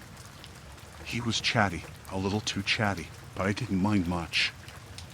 I thought he was just trying to pass the time while he worked. I went about my day, half paying attention to him while I did some other things around the apartment. When he was done, he told me everything was fixed and that I shouldn't have any more problems with the faucet. He gave me a smile and walked out the door. I thanked him and thought that was the end of it. But that wasn't the end. A week later, I woke up early one morning to the sound of a knock on the door. I groggily got up, not expecting anyone at that hour. When I opened the door, I found Rick standing there with a toolbox in his hand. "Hey, sorry to bother you," he said. "I was just in the building doing some other work, and I thought I'd stop by and check on that faucet. Just wanted to make sure it's still working okay." I was taken aback. Why would he need to come by and check it again so soon? I hadn't had any issues with the faucet, but I didn't want to be rude. "Oh, it's fine," I said, trying to keep it short. "No issues at all." He looked a little disappointed, but he nodded. "Well, that's good to hear. But if you ever need anything, just let me know. I'll be around." I didn't think much of it, but something about the situation felt off. He was acting a little too familiar, like he had some kind of entitlement to be here. It was just a strange feeling in the pit of my stomach. A few days later, I came home from work to find that the front door had been left slightly ajar. I didn't remember leaving it like that, but I assumed maybe I had just forgotten to close it properly. I stepped inside, locking the door behind me, but I couldn't shake the feeling that something was wrong. I walked into the living room and noticed something strange. There was a half-empty cup of coffee on the coffee table. I hadn't made any coffee, and no one else had been in my apartment. At least, no one I knew. I was immediately on edge. It wasn't until I checked my phone that I saw a message from Rick. He had texted me earlier that morning. Just checking in again. Hope everything's going well with the faucet. Let me know if you need anything. I was confused. I hadn't heard from him in days, and now he was texting me, and my apartment seemed to have been disturbed. Things started to escalate after that. Every time I came home, Rick seemed to be there, either lurking in the hallway or checking on something in the building. He always had an excuse, like he was fixing something in the basement or working on the plumbing in the unit next door. But I couldn't help but notice that he always managed to show up right around the time I was home. Then came the unannounced visits. I'd hear a knock at the door when I wasn't expecting anyone. I'd open it, and it would be Rick, always asking the same thing. Everything still okay with the faucet? You need anything else fixed? Sometimes he'd say he was just checking in, and other times, he'd ask if I had any other maintenance requests. The weirdest part was that he started asking questions about my schedule. When do you usually get home from work? He asked once, in an overly casual way. I gave a fake answer, but it felt wrong. I had never mentioned anything about my schedule to him, and yet, it was like he knew when I'd be gone and when I'd be back. One day, I came home to find Rick standing in the hallway, a little too close to my door. I didn't know what to say, so I just nodded at him and tried to walk past. But he followed me inside. Hey, I was in the building doing some work, he said, almost too cheerfully. I thought I'd come in and check if you were still having any issues with that faucet. I was getting fed up at this point. I'm fine, I said, trying to get him to leave. There's nothing wrong with it.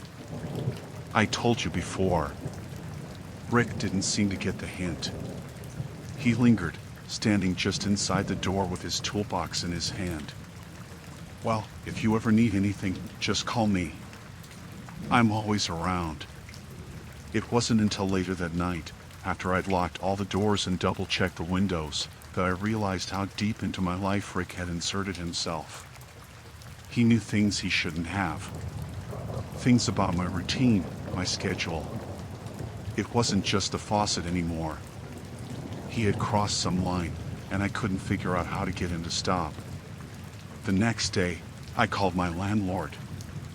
I was frustrated, but I tried to keep it calm. I told them what had been happening, and they assured me that they would have a word with Rick. I wasn't sure what to expect, but I was scared. I didn't feel safe in my own apartment anymore. Rick stopped showing up after that, and I didn't see him around the building again. But I'm always looking over my shoulder now, checking my locks, making sure no one's standing too close when I'm in the hallway. I don't know what he wanted or what his intentions were, but I've moved to a different building now. I can't shake the feeling that Rick is still out there somewhere, watching. And to this day, I can't forget how he always used to say, "I'm always around."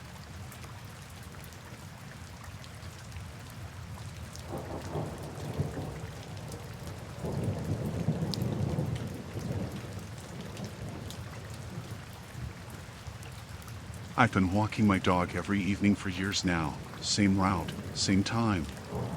It's part of my routine, and honestly, it's something I look forward to. My dog, Charlie, is a golden retriever, so he loves it too.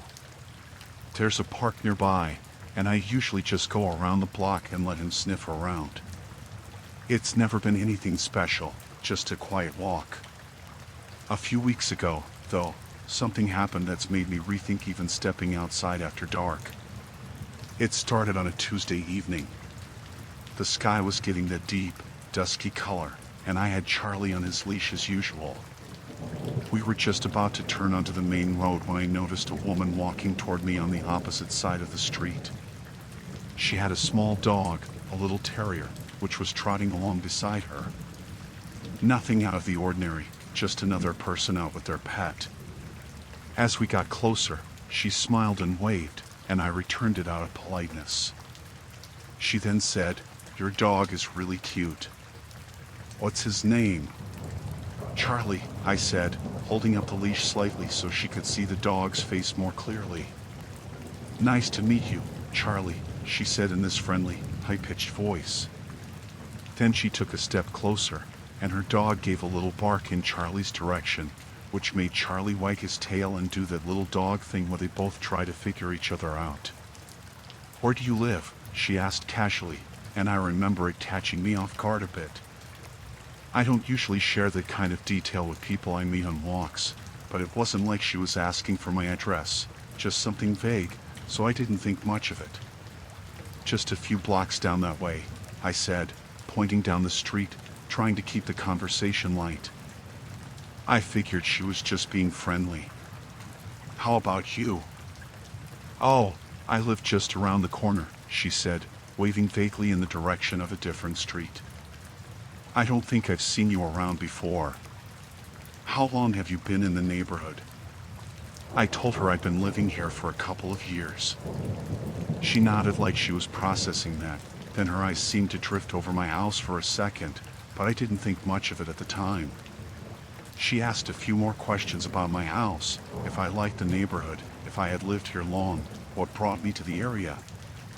I answered as best as I could without getting into anything too personal. It all seemed innocent enough, though I did feel a little weird with how much she wanted to know about my routine. After a few more minutes of small talk, she said, "Well, it was nice talking to you and Charlie. Maybe I'll see you again." I nodded and waved her off, and she turned and went down the side street, her dog trotting behind her.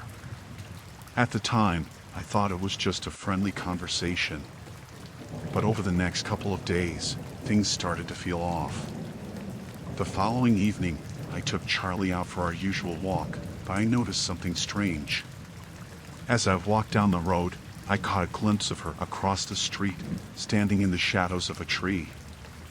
I wasn't sure if it was her at first, but when she stepped into the light, I could see her clearly. She was watching me. Just standing there, staring. I didn't think much of it at first. People go for walks, sometimes they just stand and look at things, right? But then I saw her again the next day, in the same spot, looking right at me as I walked by. I could have sworn she was waiting for me to pass by. By the third day, I started feeling uneasy. She wasn't just standing there anymore. This time, she was sitting on a bench, holding her dog in her lap, staring directly at me as I walked Charlie. I waved, but she didn't wave back. She didn't even acknowledge me. I started to feel that creeping discomfort, but I brushed it off. Maybe she was just waiting for someone or passing the time. But then, it happened again. The next evening, she was there once more, standing at the corner of the street, watching me. It was like she was always there, at the same time, at the same spot. I couldn't shake the feeling that she was watching my every move. I started to hurry past, trying not to look at her. But one evening, when I was almost home, I glanced over and saw her standing across the street, staring at me again. I could feel my pulse quicken, my mind starting to race. I turned to look at Charlie. He was still his usual self, but I could tell something wasn't right. His ears were perked up, his tail wasn't wagging, and he kept glancing back at me like he knew something was wrong too. I decided to turn down another street, taking a longer route home, hoping I wouldn't see her anymore. But as I looked back, I saw her standing in the distance, right where I would have walked past. She wasn't just standing anymore, she was walking slowly toward me, her eyes locked on mine. I didn't know what to do. My heart was pounding in my chest, and for the first time in a long while, I felt afraid. I could hear the sound of my footsteps on the pavement, the distant hum of cars passing, but everything felt so still. I picked up my pace, turning corners quickly, trying to distance myself from her. But I could feel her eyes on my back, following me. I didn't look back again after that. I just kept walking, faster and faster, until I finally reached my apartment. When I got inside, I locked the door behind me and drew the curtains. I didn't go outside for the rest of the night. It's been a few days since that happened. I've been keeping an eye out for her, but I haven't seen her again. I don't know if I'm just paranoid or if something's wrong, but I can't shake the feeling that she's been watching me for longer than I realized. I've tried telling a few people about it, but they don't seem to think it's a big deal. Maybe it's nothing, but I don't know. I can't forget those eyes staring at me, following me, like she was waiting for something. I don't know if I'll ever feel safe walking down that street again.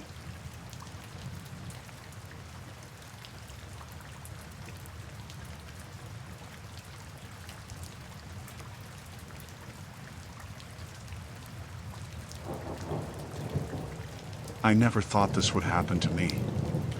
You always hear about it, people coming home to find their stuff messed with, things moved around, signs of someone having been in their home, but you never really think it'll happen to you. And when it does, you just freeze. It started like any other evening. I had been at work all day and was tired. My feet were sore from walking around, my mind was just ready to shut off for the night. I didn't think much of it as I unlocked the door to my apartment and stepped inside. The smell of my apartment hit me first, the faint scent of the candle I had left burning earlier. But something felt off, like a weird stillness in the air. I couldn't put my finger on it at first. I set my bag down by the door, kicked off my shoes, and glanced around.